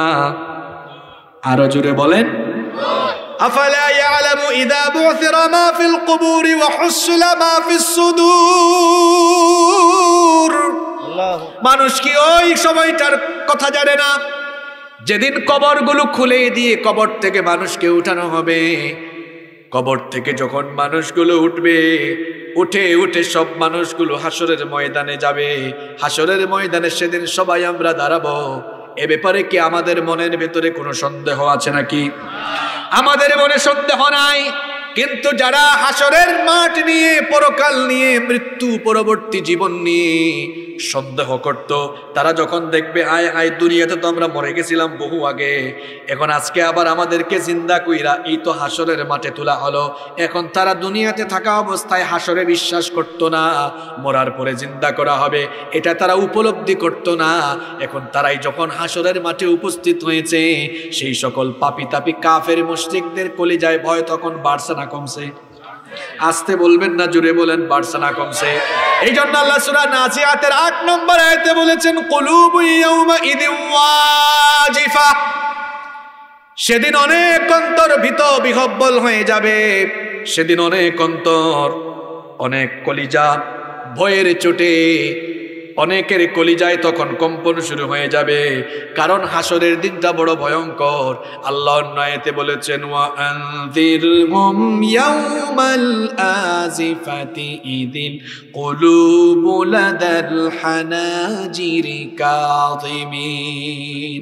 ও নবী, আপনি মানুষদেরকে ওই দিন সম্পর্কে সতর্ক করে দিন, যেই দিন মানুষের ভয়ের চোটে কলিজা গলা পর্যন্ত চলে আসবে। আল্লাহু আকবার। প্রশ্ন হতে পারে, হুজুর কেন এত বেশি ভয় লাগবে? ভয় লাগার তো কিছু কারণ আছে ভাই। এখন সূর্য আমাদের দুনিয়া থেকে, জমিন থেকে 9,30,00,000 মাইল দূরে। এই দেখেন এখন রাতের বেলা, এখন তো সূর্য নাই, তারপরেও পুরা প্যান্ডেলটা প্যাকেট থাকার কারণে কথা বলছে, একটু ঘাম বের হচ্ছে। গ্রীষ্মকালে দেখা যায় সূর্যের তাপ লাগলে আমাদের গরম লাগে। 9,30,00,000 মাইল দূর থেকে সূর্য চাপ দেয়। সেই তাপে যদি আমাদের এই অবস্থা হয়, কিয়ামতের দিন হাসরের মাঠে সূর্য যখন মানুষের মাথার একেবারে কাছাকাছি চলে আসবে, জমিন তামায় পরিণত হয়ে যাবে। গুনাহগারদের মাথার চান্দি ফেটে মগজগুলো উতরে উতরে গলে গলে বেয়ে বেয়ে পড়তে থাকবে। আল্লাহু আকবার। পিপাসার যন্ত্রণায় মানুষের এই যে জিহ্বাটা আছে, জিহ্বাটা বের হয়ে কুকুরের মতো নাভি পর্যন্ত ঝুলে থাকবে। এই অবস্থা দেখে হাসরের মাঠে পরকাল বিশ্বাসী লোকদের কলিজায় ভয় আরো বেড়ে যাবে। কিন্তু এক শ্রেণীর মানুষের অন্তরে কোনো ভয় থাকবে না, তারা হলো ইমানদার। আল্লাহ বলছেন, ইমানদারদের চেহারার মধ্যে কোনো চেহারা মলিন হবে না, দুঃখ থাকবে না, হতাশা থাকবে না। কোরআনুল কারীমের 21 নম্বর সূরা সূরাতুল আম্বিয়া এর 103 নম্বর আয়াতে আল্লাহ তাআলা বলছেন, লা ইয়াহজুনুহুমুল ফাযাউল আকবার ওয়া তাতালাক্কাহুমুল মালাইকাতু হাযা ইয়াউমুকুমুল্লাযী কুনতুম তুআদুন। আল্লাহ তাআলা বলছেন, সেই দিন মহাভীতির সময় ইমানদারদের অন্তরে কোনো ভয় থাকবে না, বরং ফেরেশতারা এসে বলবে, তোমাদের জন্য সুসংবাদ, তোমরা কোনো ভয় পেও না, তোমাদের জন্য কোনো চিন্তা নাই। এটা হলো সেই দিন, যে দিনের ব্যাপারে তোমাদেরকে ওয়াদা দেওয়া হয়েছিল, বলা হয়েছিল কিয়ামত একদিন ঘটবে। সেই ওয়াদাকৃত দিন আজকে চলে এসেছে। কাফের মুশরিক গুনাহগার নাফরমান বেনামাজি পাপী তাপীদের মতো তোমরা আজকে চিন্তা করো না, হতাশ হয়ো না, তোমাদের জন্য টেনশন নাই। আল্লাহ তাখাফু ওয়ালা তাহজানু ওয়া আবশিরু বিল জান্নাতিল্লাতী কুনতুম তুআদুন। তোমাদের জন্য টেনশন নাই, তোমাদের জন্য চিন্তা নাই, কোনো পেরেশানি নাই। আল্লাহর জান্নাতে যাওয়ার সুসংবাদ গ্রহণ করো, কারণ তোমাদেরকে আজ প্রতিষ্ঠিত জান্নাতে যিনি প্রবেশ করাবেন তিনি কি? আল্লাহ। হাসতে বলবেন না, জোরে বলেন তিনি কি? পরকাল অবিশ্বাসী লোকদের কলিজাটা ভীত বিহ্বল হয়ে যাবে। তারপরে আয়াতে আল্লাহ বলেছেন আবসারুহা খাশিয়া, দৃষ্টি নত হয়ে যাবে। দুনিয়াতে তো ক্ষমতার চোটে, দুনিয়াতে দাম্ভিকতার চোটে পরকাল অবিশ্বাস করত। নবীজি যখন কাফের মুশরিকদেরকে বলতেন এই দুনিয়াতে আল্লাহ পাঠাইছেন আল্লাহর গোলামের জন্য, আল্লাহর গোলামি করো, কারণ আল্লাহ কিন্তু তোমাদের মরার পরে আবার জিন্দা করে হিসাব চাইতেন, তখন কাফের মুশরিকগুলো নবীদের চোখের দিকে চোখ রেখে তাকায়া তাকায়া নবীজিকে নিয়ে ঠাট্টা করত, উপহাস করত, বলতো কে আবার আমাদেরকে মরার পরে জিন্দা করবে। সেই অহংকার করে উপরের দিকে তাকিয়ে থাকা চোখগুলো কিয়ামতের দিন লজ্জায় নিচের দিকে চলে যাবে, আর উপরের দিকে ওঠার সাহস হবে না। এজন্য আল্লাহ বলেছেন আবসারুহা খাশিয়া, দৃষ্টি অবনমিত হয়ে যাবে। কাফের মুশরিকগুলো বলতো ইয়াকুলুনা ইন্না লামারদুদুনা ফিল হাফিরা আইযা কুন্না ইযামান নাখিরা। তারা বলতো তাহলে কি আমরা পূর্বের অবস্থায় আবার ফিরে যাব? অর্থাৎ দুনিয়াতে যখন আমরা ছিলাম, জীবিত আমরা যখন ছিলাম, মরার পরে কি আমরা আবারও সে আগের অবস্থায় চলে যাব? মরার পরে যখন আমাদের দেহ গলে যাবে, পচে যাবে, যখন আমাদের দেহ মাটির সঙ্গে মিশে যাবে, হাড্ডি মাংস আলাদা আলাদা হয়ে যাবে, চূর্ণ বিচূর্ণ হয়ে যাবে, যখন কিচ্ছু অবশিষ্ট থাকবে না, তখন কি আবার আমাদেরকে জিন্দা করা হবে নাকি? পরকাল অবিশ্বাসী লোকেরা এরা চিন্তা করে এটা আবার কেমন কথা, আমরা যখন মরে যাব আমাদেরকে কবরে দাফন করা হবে। এই যে আজকের মাহফিলটাও কবরস্থানের উদ্যোগে, বলেন তো এই যে কবরস্থান আছে, এই কবরে আমাদের সবাইকে একদিন যাওয়া লাগবে কি লাগবে না? আসতে বলবেন না, জোরে বলেন যাওয়া লাগবে কি লাগবে না? এই কবরটা কেমন জায়গা আজকে একটু অনুধাবন করুন। এই যে আমরা কিছুক্ষণ পর ওয়াজ শুনে বাড়িতে যাব, বাড়িতে গিয়ে আমরা দেখবো আমাদের সুন্দর বিছানা, কোনো ময়লা নাই, ময়লা থাকলেও আমরা এটা সুন্দর করে ঝাড়বো, পরিষ্কার করে পরিচ্ছন্ন বিছানায় ঘুমাবো। বলেন তো কবরের মধ্যে কোনো বিছানা আছে নাকি? আমাদের বাসাবাড়ির ইন্টেরিয়র কত সুন্দর, কিন্তু কবরের ইন্টেরিয়র হলো মাটি, পোকামাকড়, সাপ, বিচ্ছু, কীট পতঙ্গ, এগুলো ছাড়া কবরের ইন্টেরিয়রে আর কিছু থাকবে? আমাদের বাসাবাড়িতে লাইট আর লাইট, কিন্তু কবরে কোনো লাইট নাই, অন্ধকার জায়গা, সাথী নাই, বাতি নাই, কিচ্ছু নাই। এই কবরে তো আজকে রাতেই আমাকে কিংবা আপনাকে দাফন করা হয়ে যেতে পারে। এই কবরে কে কখন আমরা চলে যাব আমরা কেউ জানি? চোখের পলকে তুমি হতে পারো লাশ, চিরতরে বন্ধ হবে তোমার নিঃশ্বাস, হবে এলান তোমার নাম মসজিদের মাইকে, হবে এলান তোমার নাম মসজিদের মাইকে। বাড়িওয়ালা নাই রে বাড়ি নাই রে দুনিয়াতে, বাড়িওয়ালা নাই রে বাড়ি নাই রে দুনিয়াতে, বাড়িওয়ালা নাই রে বাড়ি নাই রে দুনিয়াতে, বাড়িওয়ালা নাই রে বাড়ি নাই রে দুনিয়াতে। এই আলমপুর গ্রামের বহু বাড়িওয়ালার বাড়ি এখনো আলমপুর গ্রামে আছে, কিন্তু আলমপুর গ্রামের বহু বাড়িওয়ালা এই আলমপুরের কবরস্থানে ঘুমায়া আছে না নাই? ঠিক একদিন আপনিও ঘুমিয়ে যাবেন। এই যে আমরা মরে গেলাম, মরার পরে অবস্থাটা এমন হয়, দেখবেন যখন আপনার মরণ হয়ে যাবে, আপনার ঘরের মানুষজন যাদেরকে আপনি খুব মহব্বত করতেন, ভালোবাসতেন, যারা আপনাকে মহব্বত করত, যারা আপনাকে ভালোবাসত, যখনই আপনি মারা যাবেন সঙ্গে সঙ্গে দেখবেন তারা সবাই মিলে কিছুক্ষণ কান্না করে তারপরে চোখের পানি মুছে মিটিংয়ে বসে যাবে। মিটিংয়ে বসে তারা বলবে লাশ বেশিক্ষণ ঘরে রাখা যাবে না, বেশি সময় নেওয়া যাবে না, তাড়াতাড়ি দাফন করে ফেলতে হবে। এই ভালোবাসার মানুষগুলো আপনাকে দুনিয়া থেকে, দুনিয়ার জীবন থেকে, ঘর থেকে বের করে দেওয়ার জন্য তারাই কিন্তু তাড়াহুড়া করবে। দেখা যাবে আপনার আত্মীয় স্বজন কয়েক ভাগে ভাগ হয়ে যাবে। কেউ চলে যাবে মসজিদ থেকে আপনার জন্য খাটিয়ে আনতে, কেউ চলে যাবে বাঁশের ঝাড়ে বাঁশ কাটতে, কেউ বা আবার চলে যাবে বাজার থেকে কাফনের কাপড় কিনে আনতে, কেউ বা আবার চলে যাবে কবরস্থানে কবর খুঁড়তে, কেউ বা আবার চলে যাবে ডেক ডেস্কি আনতে, কারণ ডেক ডেস্কি এনে চুলা বানিয়ে পানি গরম করবে।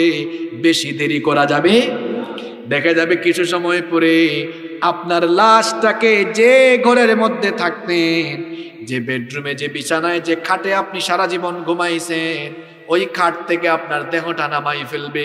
নামানোর পরে আপনাকে বালিশ ছাড়া, কাঁথা ছাড়া দেখবেন আপনাকে মাটির উপরে পাটি দিয়া শুয়ায়া রাখবে। কিছুক্ষণ পরে সেখান থেকে আপনাকে নিয়ে গোসলের জায়গায় চলে যাবে। যে কথাগুলো বলছি হৃদয় দিয়ে উপলব্ধি করার চেষ্টা করেন। এই সময়টা আমার জীবনে, আমাদের সবার জীবনে একদিন আসবে কি আসবে না? কিছুক্ষণ পরেই দেখা যাবে আপনার লাশটা। এখন আপনাকে আব্দুল করিম সাহেব, আব্দুল সামাদ সাহেব বলবে না, বলবে লাশটা তাড়াতাড়ি বের করো। দেখা যাবে ছেলেও লাশ বলবে। যে ছেলে আপনাকে আব্বু ডাকতো, সেই ছেলেও কিন্তু বলবে খবরদার লাশের পাশে বেশি কান্নাকাটি কইরো। এবার দেখা যাবে আপনাকে খুব তাড়াতাড়ি করে গোসলের জায়গায় নেওয়া হবে। গোসলের জায়গায় নিয়ে তাড়াতাড়ি করে গোসল দি। সারা জীবন দামি দামি কাপড় চোপড় পরেছেন রে বাবা, সারা জীবন দামি দামি কাপড় চোপড় পরেছেন যুবক ভাইয়েরা, সেই কাপড় চোপড় গুলো খুলে ফেলা হবে। সাদা কাফন দিয়ে আপনাকে পেঁচিয়ে ফেলা হবে। সাদা কাফন দিয়ে পেঁচিয়ে ফেলার পরে কিছু আতর মাখায়া আপনার ওই বাহনটা যেটা মসজিদে ছিল, প্রত্যেকের মসজিদেই তো খাটিয়া আছে, মসজিদে ঢুকলে মাঝে মাঝে খাটিয়ার দিকে তাকায়েন, কারণ ওই খাটিয়াতে একদিন আপনাকেও ওঠা লাগবে। ওই খাটিয়াটা এনে আপনার লাশ খাটিয়ার উপর রেখে কাফনের সেই যে অংশটা, মাথার অংশটা খুলে দেওয়া হবে। বলা হবে শেষবারের মতো দেখে নাও।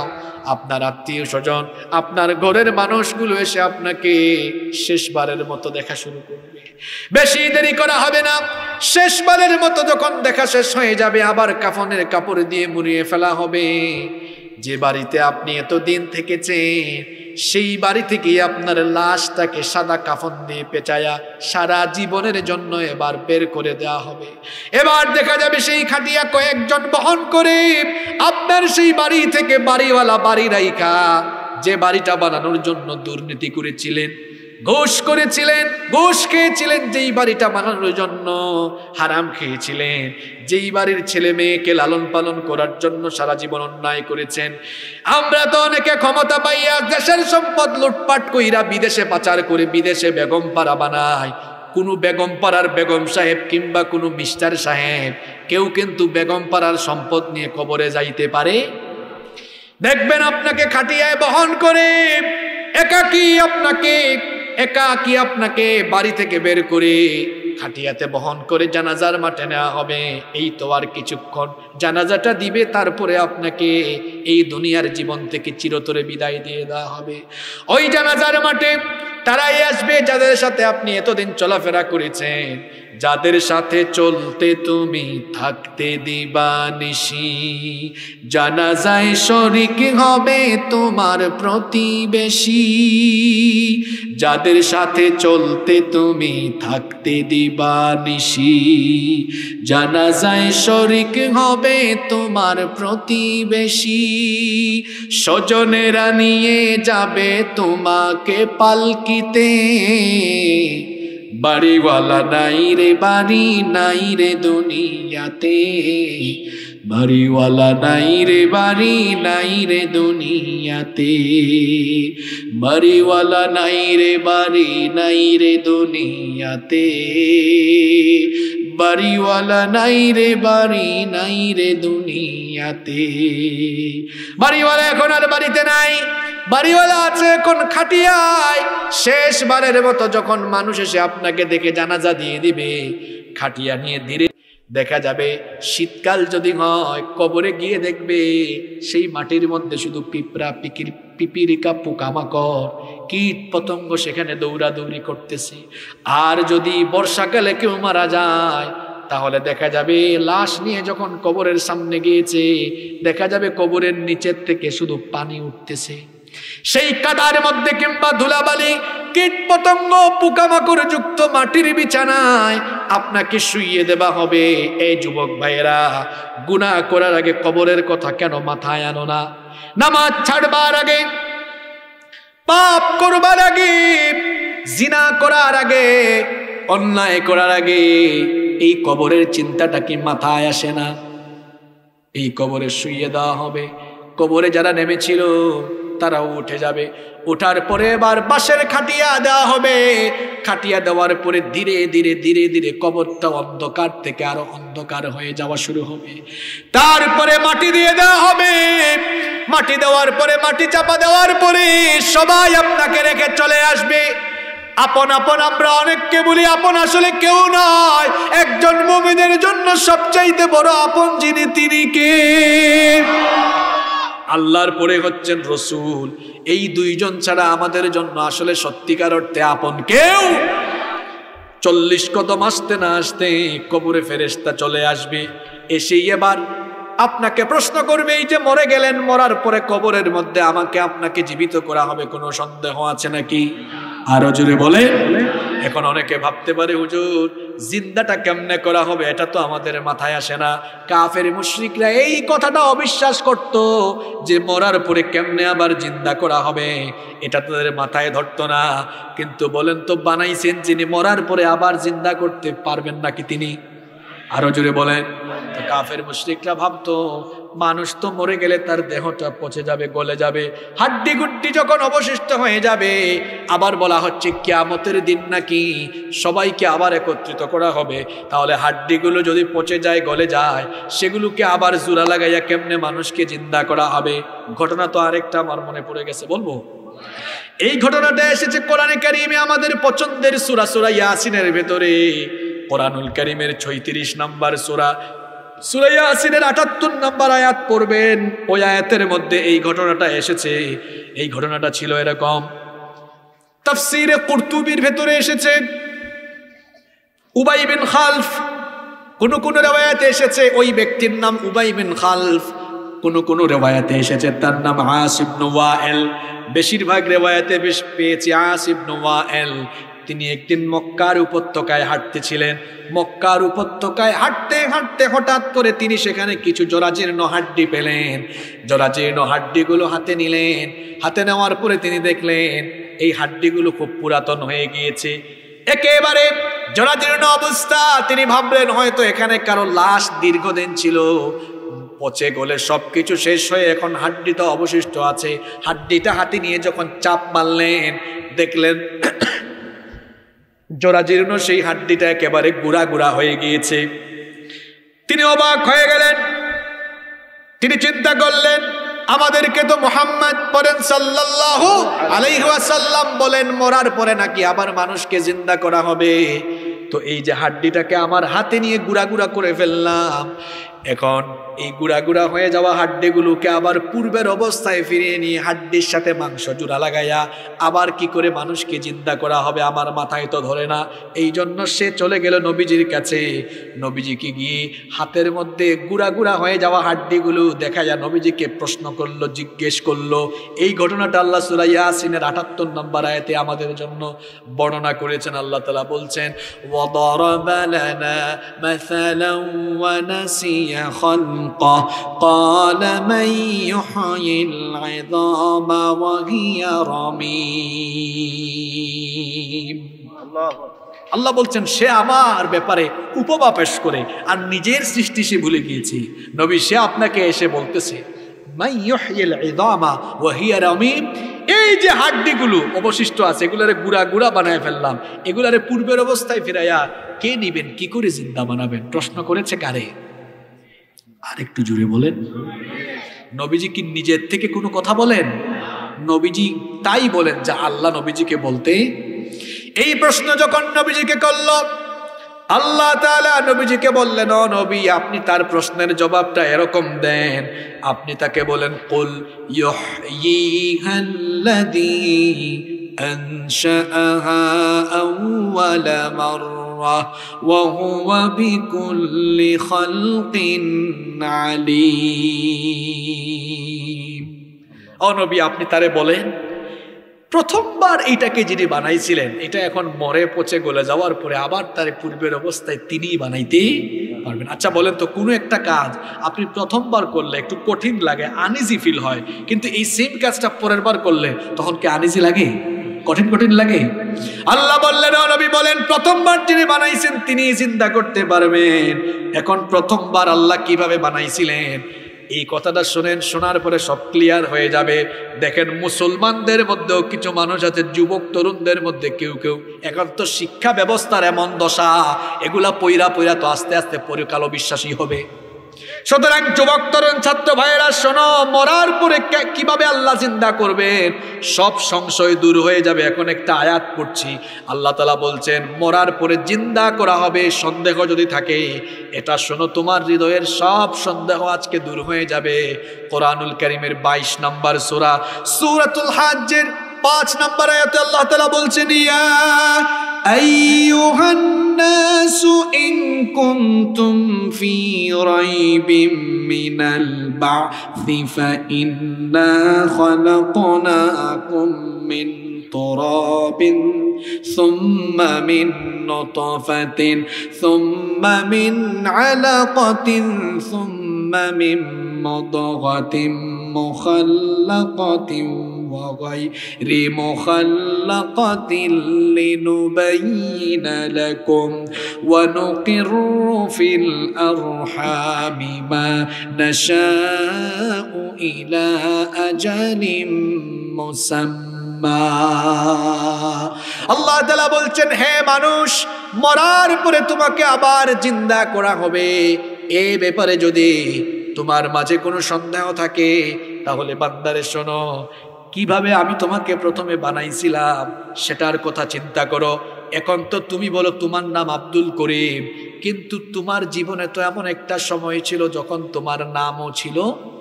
আরে আপনার নামই তো রাখছে মরার কয়েক ঘন্টা কিংবা কয়েকদিন পরে। মনে কইরা দেখেন এমন একটা সময় ছিল যখন আপনার নাম ছিল, যখন আপনার বাড়িঘর ছিল না, ঠিকানা ছিল না, কিছুই ছিল না। আল্লাহ বলছেন এমন কি এই যে তোমার শরীরের সাইজ আছে, তোমার শরীরটাই ছিল না, কিচ্ছু ছিল না তুমি। সূরা দাহারের সূরা ইনসানের প্রথম আয়াতে আল্লাহ বলছেন, হাল আতা আলাল ইনসানি হিনুম মিনাদ দাহরি লাম ইয়াকুন শাইআম মাযকুরা। মানুষের জীবনে কি এমন একটা সময় ছিল না যখন সে কিচ্ছু ছিল না? আল্লাহ বলেন, বান্দারে মনে করে দেখ, তুই একটা সময় কিছুই ছিলেন না, কিছুই ছিলেন না, কিছু একটা যিনি বানায় দিলেন তিনি কে? আল্লাহ বললেন, তোরে কেমনে বানাইছি শোন। তুই তো সামান্য 1 ফোঁটা নাপাক পানি ছিলে, 1 ফোঁটা নাপাক পানি থেকে আমি তোকে বানানো শুরু করেছি। আবার দুনিয়াতে আসার পর বেশি ভাব দেখা, অহংকার করো। কিসের তো অহংকার? 1 ফোঁটা নাপাক পানি দিয়ে আল্লাহ বানানো শুরু করেছেন, এমন নাপাক পানি যে নাপাক পানি সবেগে নির্গত হয়ে গেলে মানুষের উপরে গোসল ফরজ হয়ে যায়। এই রকম 1 ফোঁটা নাপাক পানি থেকে আমি আল্লাহ তোমাকে বানানো শুরু করলাম। তোমার বাপের 1 ফোঁটা স্পাম তোমার মায়ের জরায়ুর ভেতরে সুরক্ষিত জায়গায় আমি রেখে দিলাম। এরপরে আমি তোমাকে বানানোটা শুরু করলাম কেমনে শোনো, আমার কারিগরি তুমি শোনো। ওই নাপাক পানি ফুটাকে ধীরে ধীরে আমি জমাট বাঁধা রক্তে পরিণত করলাম। এরপরে সেই জমাট বাঁধা রক্তকে আমি গোশতপিণ্ড বানালাম। অতঃপর সেই গোশতপিণ্ডকে আমি বড় একটা হাড্ডিতে রূপান্তর করলাম। তারপরে সেই হাড্ডির উপরে গোশতের একটা পোশাক আমি পরাইয়া দিলাম। এ বান্দা, তখনও তোমার চোখ ছিল না, নাক ছিল না, ঠোঁট ছিল না, দাঁত তো দূরের কথা, কিচ্ছু ছিল না, কান ছিল না, হাত পা কিছুই ছিল না। তখন কেবলমাত্র একটা গোশতের পোশাক আমি পরাইয়া দিয়েছি। এরপরে আমি আল্লাহ তোমার চোখ দিলাম, নাক দিলাম, ঠোঁট দিলাম, কান দিলাম, হাত দিলাম, পা দিলাম, সুন্দর একটা স্ট্রাকচার দিয়ে তোমার মায়ের পেটের ভেতরে আমি আল্লাহ তোমাকে বানালাম। তারপরে আমি তোমার ভেতরে রূহ দিয়ে দিলাম। রূহ যখন চলে আসলো তখন তুমি তোমার মায়ের পেটের ভেতরে নড়াচড়া শুরু করে দিলে। রূহ চলে আসার পর তখন তোমার খাবারের দরকার হলো। বান্দারে চিন্তা করে দেখো, তোমার মায়ের পেটের ভেতরে তোমারে কেউ খাবার দেয় নাই, তখন তোমার খাবারের প্রয়োজনটা আমি কেমনে মিটালাম? তোমার মায়ের মাসিক অসুখটা বন্ধ করে দিয়ে তোমার নাভির সাথে তার দিয়া কানেকশন লাগায়া সেই রক্তগুলা দিয়ে আমি তোমাকে তিল তিল করে আমি বড় করেছি। রক্তগুলো আল্লাহ নাভি দিয়ে পাস করে দিয়েছেন, মুখ দিয়ে দেন নাই। কারণ আমরা দুনিয়াতে আসার পর এই মুখ দিয়ে যার নাম জপব তিনি কি? আল্লাহর নাম যে মুখ দিয়ে জপব সেই মুখটাকে আল্লাহ পবিত্র রাখলেন। এই জন্য আল্লাহ মুখ দিয়ে খাওয়াইলেন না, আল্লাহ নাভি দিয়ে সেটা ট্রান্সফার করে দিলেন। আল্লাহ বললেন এরপরে এইভাবে করে ইলা আজালিম মুসাম্মা, একটা নির্দিষ্ট সময় পর্যন্ত তোমার মায়ের পেটের ভেতরে আমি তোমাকে রাখলাম। সুম্মা নুখরিজুকুম তিফলা, এরপরে বাচ্চার সাইজে, ছোট্ট একটা বাচ্চার সাইজে তোমার মায়ের পেটের ভেতর থেকে বের করে এনে এই দুনিয়ার আলো বাতাস যিনি দেখাইলেন তিনি কে? আল্লাহ। এবার আল্লাহ বলছেন, এ বান্দা, জন্ম হওয়ার পরেও তো তোর নাম ছিল না, তোর নামটা মানুষ পরে রাখছে। তুই তো একটা সময় কিচ্ছু ছিলে না, এক ফোঁটা স্পাম, এক ফোঁটা নাপাক পানি থেকে আমি যদি তোরে এরকম বানায়া দুনিয়াতে আনতে পারি, তারপরে তোকে আমি যৌবন দিতে পারি, এরপরে তোকে আমি বুড়া বানাইয়া চুলদারি পাকাইতে পারি, তো যেখানে তোর কিছুই ছিল না তোরে বানাইয়া আমি যদি এই দুনিয়াতে তোর বয়স বাড়াইতে পারি, তোরে খাওয়াইতে পারি, সব দিতে পারি। আলাইসা যালিকা বিকাদিরিন আলা আইয়ুহইয়াল মাউতা, যে আল্লাহ কিছুই ছিল না সেখান থেকে তোমাকে বানাতে পারলেন, সে আল্লাহ বুঝি মরার পরে তোমাকে জিন্দা করতে পারবেন না? কি আরো জুড়ে বলেন, পারবেন?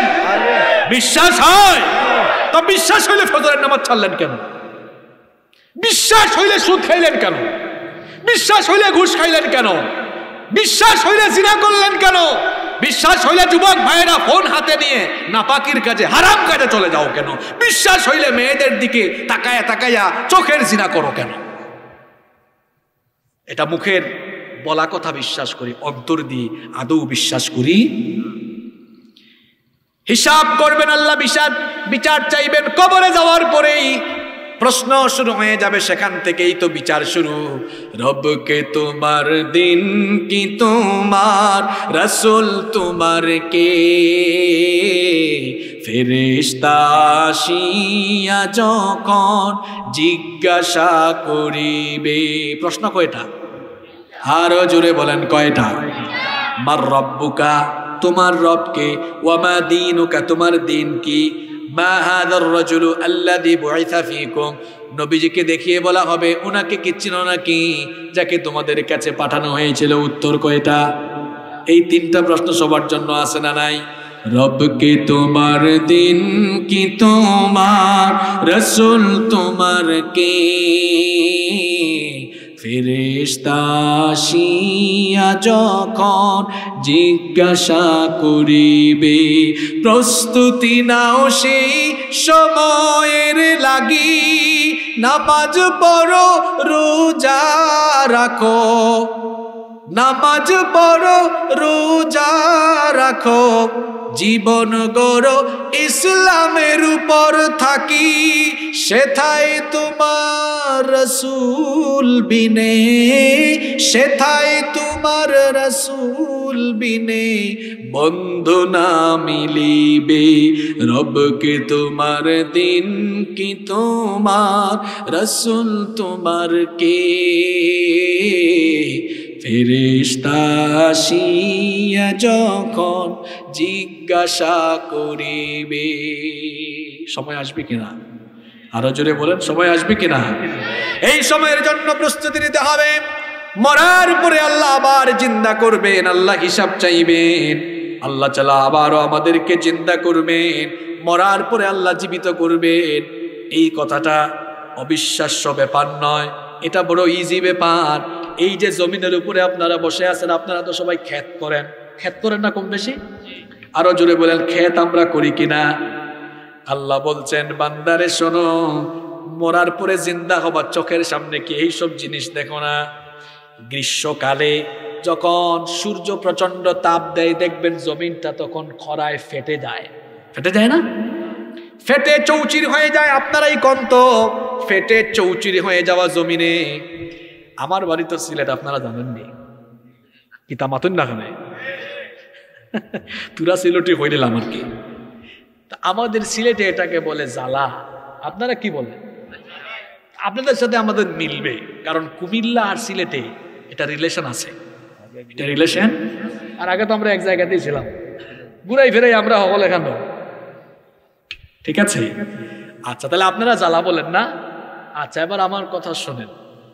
এই যে গ্রীষ্মকালে জমিন চৌচির হয়ে যাওয়া, ফেটে যাওয়া জমিনে কেউ যদি জ্বালা ফালায়, যে জ্বালা থেকে যেটা হয় এটাকে আপনারা কি বলেন? ধানের চাল। ও, এটাও মিলছে, আমরাও আলি বলি, আলি। আমরা সিলেটে বলি আলি সেরা যাও, বা আলি সেরা গিয়ে দেখি আও কিলা হালত। মানে আলি ছাড়ায়, অর্থাৎ যেখানে আলি লাগাইছে সেই জমিনে মাঝে মাঝে যাও গিয়া দেখো গরু ছাগল খায় কিনা। এটাকে সিলেটি ভাষায় বলে কিতা হয়েছে, আলি সেরাত মাঝে মাঝে যাইও গিয়া হাল হোক কি দেখি আইও। ওকে, তাহলে গ্রীষ্মকালে জমিন ফেটে যাওয়া, চৌচির হয়ে যাওয়া জমিনে কেউ যদি জ্বালা ছিটায় দেয়, তারে আপনারা ভালো মানুষ বলবেন না পাগল বলবেন? কারণ ফাটা এই জমিন, চৌচির হয়ে যাওয়া জমিন, এখানে কি জ্বালা ফালাইলে জ্বালা হবে? কি সুন্দর আল্লাহ বুঝাচ্ছেন আমাদেরকে। আল্লাহ বলছেন ওয়াতারাল আরদা হামিদা, এ বান্দা এই ফেটে যাওয়া চৌচির হয়ে যাওয়া জমিনের দিকে তাকা। এই জমিনটা যখন ফেটে যায়, এই জমিনটা তখন অনুর্বর থাকে, উর্বর থাকে না, মরা জমিন। এই মরা জমিনকে যিনি জিন্দা বানান তিনি কে? আল্লাহ। আসতে বলবেন না, জোরে বলেন তিনি কে? আল্লাহ। এই মরা জমিনকে কেমনে জিন্দা বানালেন? আল্লাহ তাআলা আসমান থেকে বৃষ্টি নাজিল করেন।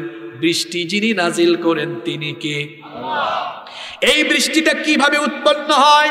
আল্লাহ অন্য আয়াতে বলেছেন, আল্লাহুল্লাযী ইউরসিলুর রিয়াহা ফাতুসীরু সাহাবান ফায়াবসুতুহু ফিস সামাই কাইফা ইয়াশা। আল্লাহ বলছেন তিনি ওই সত্তা, এই যে বৃষ্টিটা আসমান থেকে নাজিল হয়, এই বৃষ্টি যিনি প্রক্রিয়াজাত করেন তিনি কে? আল্লাহ। আরো জোরে বলেন তিনি কে?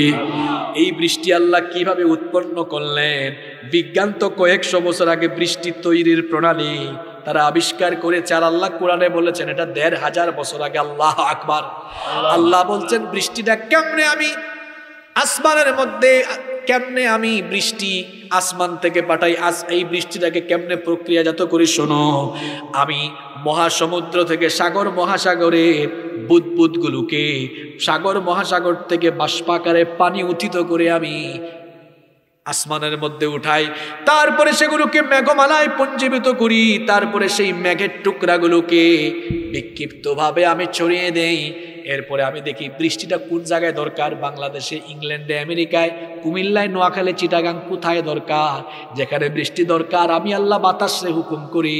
বাতাস আমার হুকুম মতো ওই মেঘের টুকরাগুলারে উড়াইয়া মেঘের টুকরাগুলারে কুমিল্লার উপর নিয়ে যায়।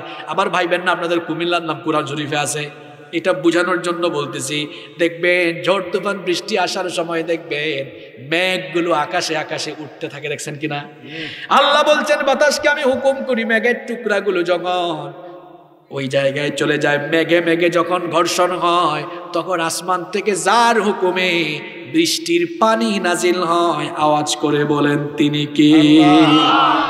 সিক্ত জমিন হয়ে গেল মরা জমিন, শুষ্ক জমিনে যখন আসমান থেকে বৃষ্টি পড়ল, ফেটে যাওয়া জমিনের মধ্যে এবার চাষি ভাইয়েরা গরু নিয়ে চলে যায় হাল চাষ করে, ট্রাক্টর নিয়ে চলে যায় হাল চাষ করে। এবার মরা জমিনটা জিন্দা হয়ে গেছে, জিন্দা মানে উর্বর, অনুর্বর জমিনটা উর্বর হয়ে গেছে।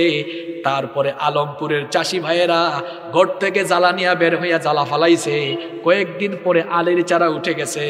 এই যে মরা জমিনকে জিন্দা যিনি চোখের সামনে বানাইছেন আপনারা না আল্লাহ? আরো জোরে বলেন বানিয়েছেন কি? আল্লাহ বলছেন কাযালিকা নুখরিজুল মাউতা লাআল্লাকুম তাযাক্কারুন। তাযাক্কারুন। চোখের সামনে মরা জমিনটাকে যিনি জিন্দা বানাইছেন, ঠিক তেমনি রে বান্দা তুই মরে যাওয়ার পরেও তোকে যিনি জিন্দা বানাবেন তিনি কে? সুতরাং মরার পরে আল্লাহ জিন্দা করবেন, আল্লাহ হিসাব চাইবেন, বিচার করবেন।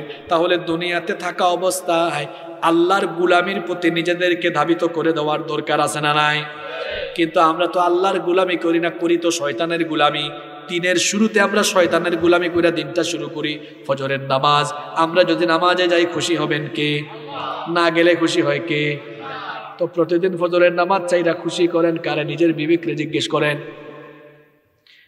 মরার পরে কিন্তু হিসাব হবে, বিচার হবে। তখন যদি বলেন ইয়া লাইতানি কদ্দামতু লিহায়াতি, হায় রে হায় আফসোস, আমি যদি আবার আমার জীবনটা ফিরে পাইতাম, তখন আফসোস করে আর দুনিয়ার জীবনটা ফিরে পাওয়া যাবে? আরো জোরে বলেন ফিরে পাওয়া। এই জন্য আল্লাহ বলছেন আফসোস করার আগে সতর্ক হও, সাবধান হও। কাফের মুশরিকরা তারা যখন কিয়ামতের মাঠে দাঁড়াবে তখন তারা বলবে হায় হায় পরকাল অবিশ্বাস করতাম, এখন তো হাসরের মাঠে হাজির। তারা তখন বলবে ক্বালু তিলকা ইদান কাররাতুন খাসিরা, তাইলে তো আজকের দিনটা আমাদের লাভের দিন নয়, ক্ষতির দিন। কারণ লাভ তো হবে তাদের দুনিয়ার জীবনকে কাজে লাগাইছে যারা লাভবান হবে। তারা দুনিয়ার জীবন তো তারা কাজে লাগায় নাই, তারা মনে করবে এটাই তাদের ক্ষতির দিন। আল্লাহ বলেন যারা বলো, যারা ধারণা করো কিয়ামতের বিশাল ঘটনা, সবকিছু উলট পালট কেমনে হবে, শোনো কেমনে হবে। ফাইন্নামা হিয়া যাজরাতুন ওয়াহিদা, আমি আল্লাহর একটা ধমকে, আমি আল্লাহর একটা আদেশে যখন ইসরাফিল একটা বিকট আওয়াজ মারবে, বিকট একটা ফুৎকার মারবে, একটা হুকুমেই যথেষ্ট। কারণ আল্লাহ কুন বললে ফায়াকুন হয়ে যায়। আল্লাহ কিছু করতে চাইলে আমাদের এই যে চোখের পলকটা আমরা ফেলি, চোখের পলক ফেলতে সময় লাগে যতক্ষণ, আল্লাহর হুকুম হওয়া মাত্র ওই কাজ হইতে সময় লাগে তার চাইতেও আরো বেশি কম। কারণ আল্লাহ যা ইচ্ছা তাই করতে পারেন, সব ক্ষমতা কার কাছে? আরো জোরে বলেন কার কাছে?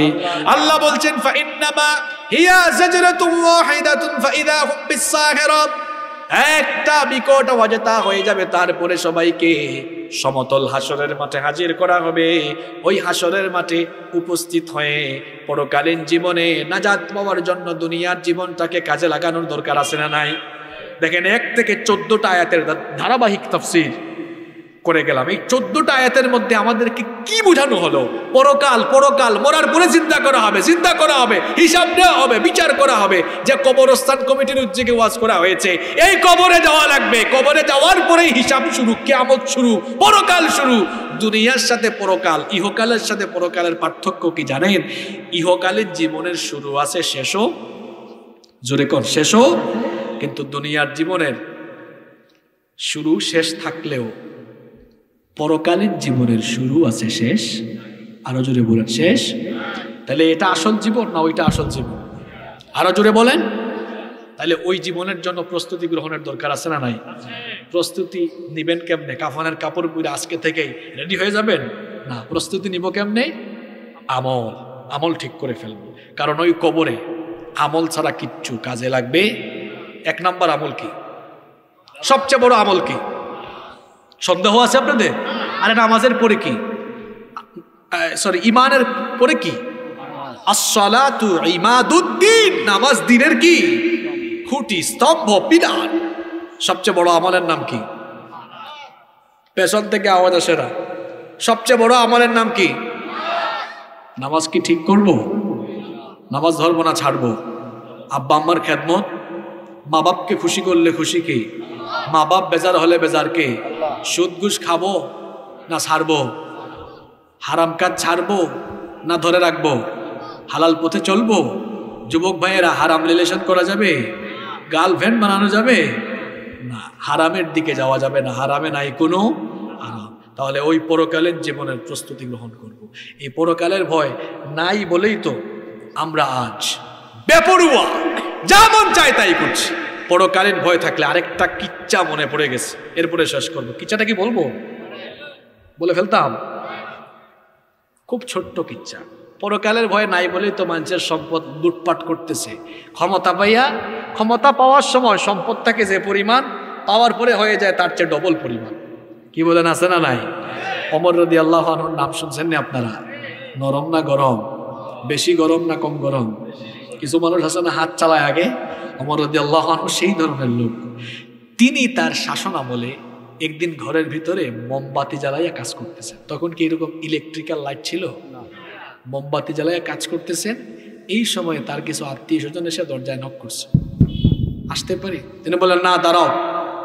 তার সামনে থাকা মোমবাতির আগুন ফু দিয়া নিভাইলেন, নতুন আরেকটা জ্বালাইলেন। পরে বললেন, আসো, এবার আসো, ভেতরে ঢুকো। এরা ভেতরে ঢুকে কইল, আমিরুল মুমিনিন, আপনার সামনেই তো একটা মোমবাতি জ্বালানো ছিল, এটা নিভাইয়া আরেকটা জ্বালাইছেন কেন? তিনি বললেন, দেখো, তোমরা আসার আগ পর্যন্ত জনগণের টাকায়, রাষ্ট্রের টাকা কারো বাপের পয়সা না, রাষ্ট্রের টাকা জনগণের ট্যাক্সের পয়সা। জনগণের টাকায় কেনা মোমবাতির আলো জ্বালাইয়া জনগণের কল্যাণেই কাজ করতেছিলাম। তোমরা যখন দরজায় এসে অনুমতি চাইলে মনে মনে ভাবলাম তোমরা তো আমার আত্মীয়, ঘরে ঢুকে তো ব্যক্তিগত কথাই বেশি বলবা।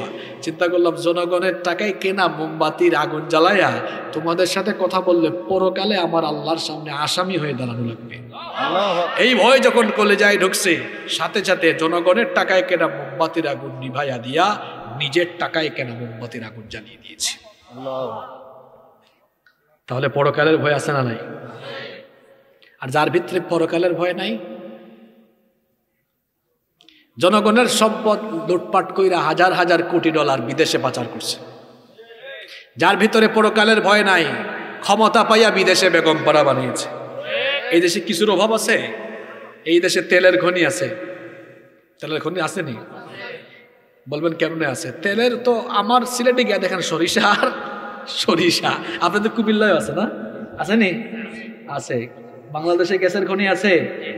আছে। পাথরের খনি, কয়লার খনি আছে। এই দেশের মাটি উর্বর, যা ফেলেন তা হয়ে যায়। এত সম্পদ, এত নেয়ামত এই দেশে আছে, এরপরে উন্নতি হয় না কেন? কারণ সব সম্পদ আর সব সম্পদের খনিরে খাওয়ার জন্য এই দেশে চোর ডাকাইতের খনি আছে। এই জন্য চোর ডাকাতদের হাতে দায়িত্ব না দিয়ে কুরআনওয়ালা মানুষদের হাতে দায়িত্ব দিতে হবে। এই জন্য শুধু মাহফিলে বসে কোরআন থেকে ওয়াজ করলে হবে না, এই কোরআন দিয়ে রাষ্ট্র সমাজও চালাইতে হবে। রাষ্ট্রীয়ভাবে কোরআনের শাসন, রাষ্ট্রীয়ভাবে দিন কায়েম করতে। অনেকে বলেন রাষ্ট্রীয়ভাবে দিন কায়েম এটা খুব গুরুত্বপূর্ণ না। গুরুত্বপূর্ণ না কেন? আল্লাহর রসুল তো 10 বছর মদিনা চালাইছেন কি দিয়া? গুরুত্বপূর্ণ না হইলে তিনি রাষ্ট্রীয় পর্যায়ে দিন কায়েম করলেন কেন? কেন করেছেন? আমার নবী তো 10 বছর মদিনা চালাইছেন আল্লাহর কিতাব, আল্লাহর বিধান কোরআন দিয়া। সুতরাং রাসূলুল্লাহর উম্মত হবে যারা, তারাও রাষ্ট্রীয় পর্যায়ে দিন কায়েম করার চেষ্টা করবে। তারা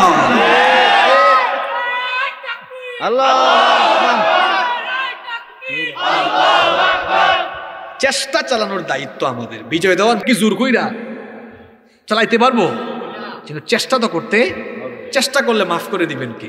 আল্লাহ। আরো জোরে কর, মাফ করে দিবেন কে? আল্লাহ। আমরা বাংলাদেশের সব হুজুররা মিল্লা ওয়াজ নসিহত কইরা সারা দেশের সুদ ঘুষ একদিনে বন্ধ করতে পারবো? হ্যাঁ, ওয়াজ নসিহতে লাভ হচ্ছে, মানুষ দিনমুখী হচ্ছে, হয়তো কিছু কিছু মানুষ পরিবর্তন হচ্ছে, কিন্তু সবাই একসাথে পরিবর্তন হবে? কিন্তু রাষ্ট্রীয় পর্যায়ে যদি কোরআনের হুকুম কার্যকর হয়ে যায়, তাহলে রাষ্ট্রের সর্বোচ্চ জায়গা থেকে যখন আইন পাস হবে, সুদ ঘুষ এই দেশে বন্ধ। একটা আইন করা মাত্রই তামাম দেশে দেখবেন সবকিছু সুদ ঘুষ বন্ধ হয়ে যাবে। তাহলে বোঝা গেল যেটা ওয়াজে হয় না সেটা পাওয়ারে হয়। সেজন্য রাষ্ট্রীয় পর্যায়েও দিনকে নিয়ে যাওয়ার জন্য সবাইকে চেষ্টা করার দরকার আছে না নাই? নাকি আমরা এদিক ওদিক দৌড়াবো? সবাই দিনের সাথে থাকবো তো ইনশাআল্লাহ। কোরআনের পথে অবিচল থেকে আমাদের মরণ যেন হয়, তোমারই কাছে মিনতি আমার,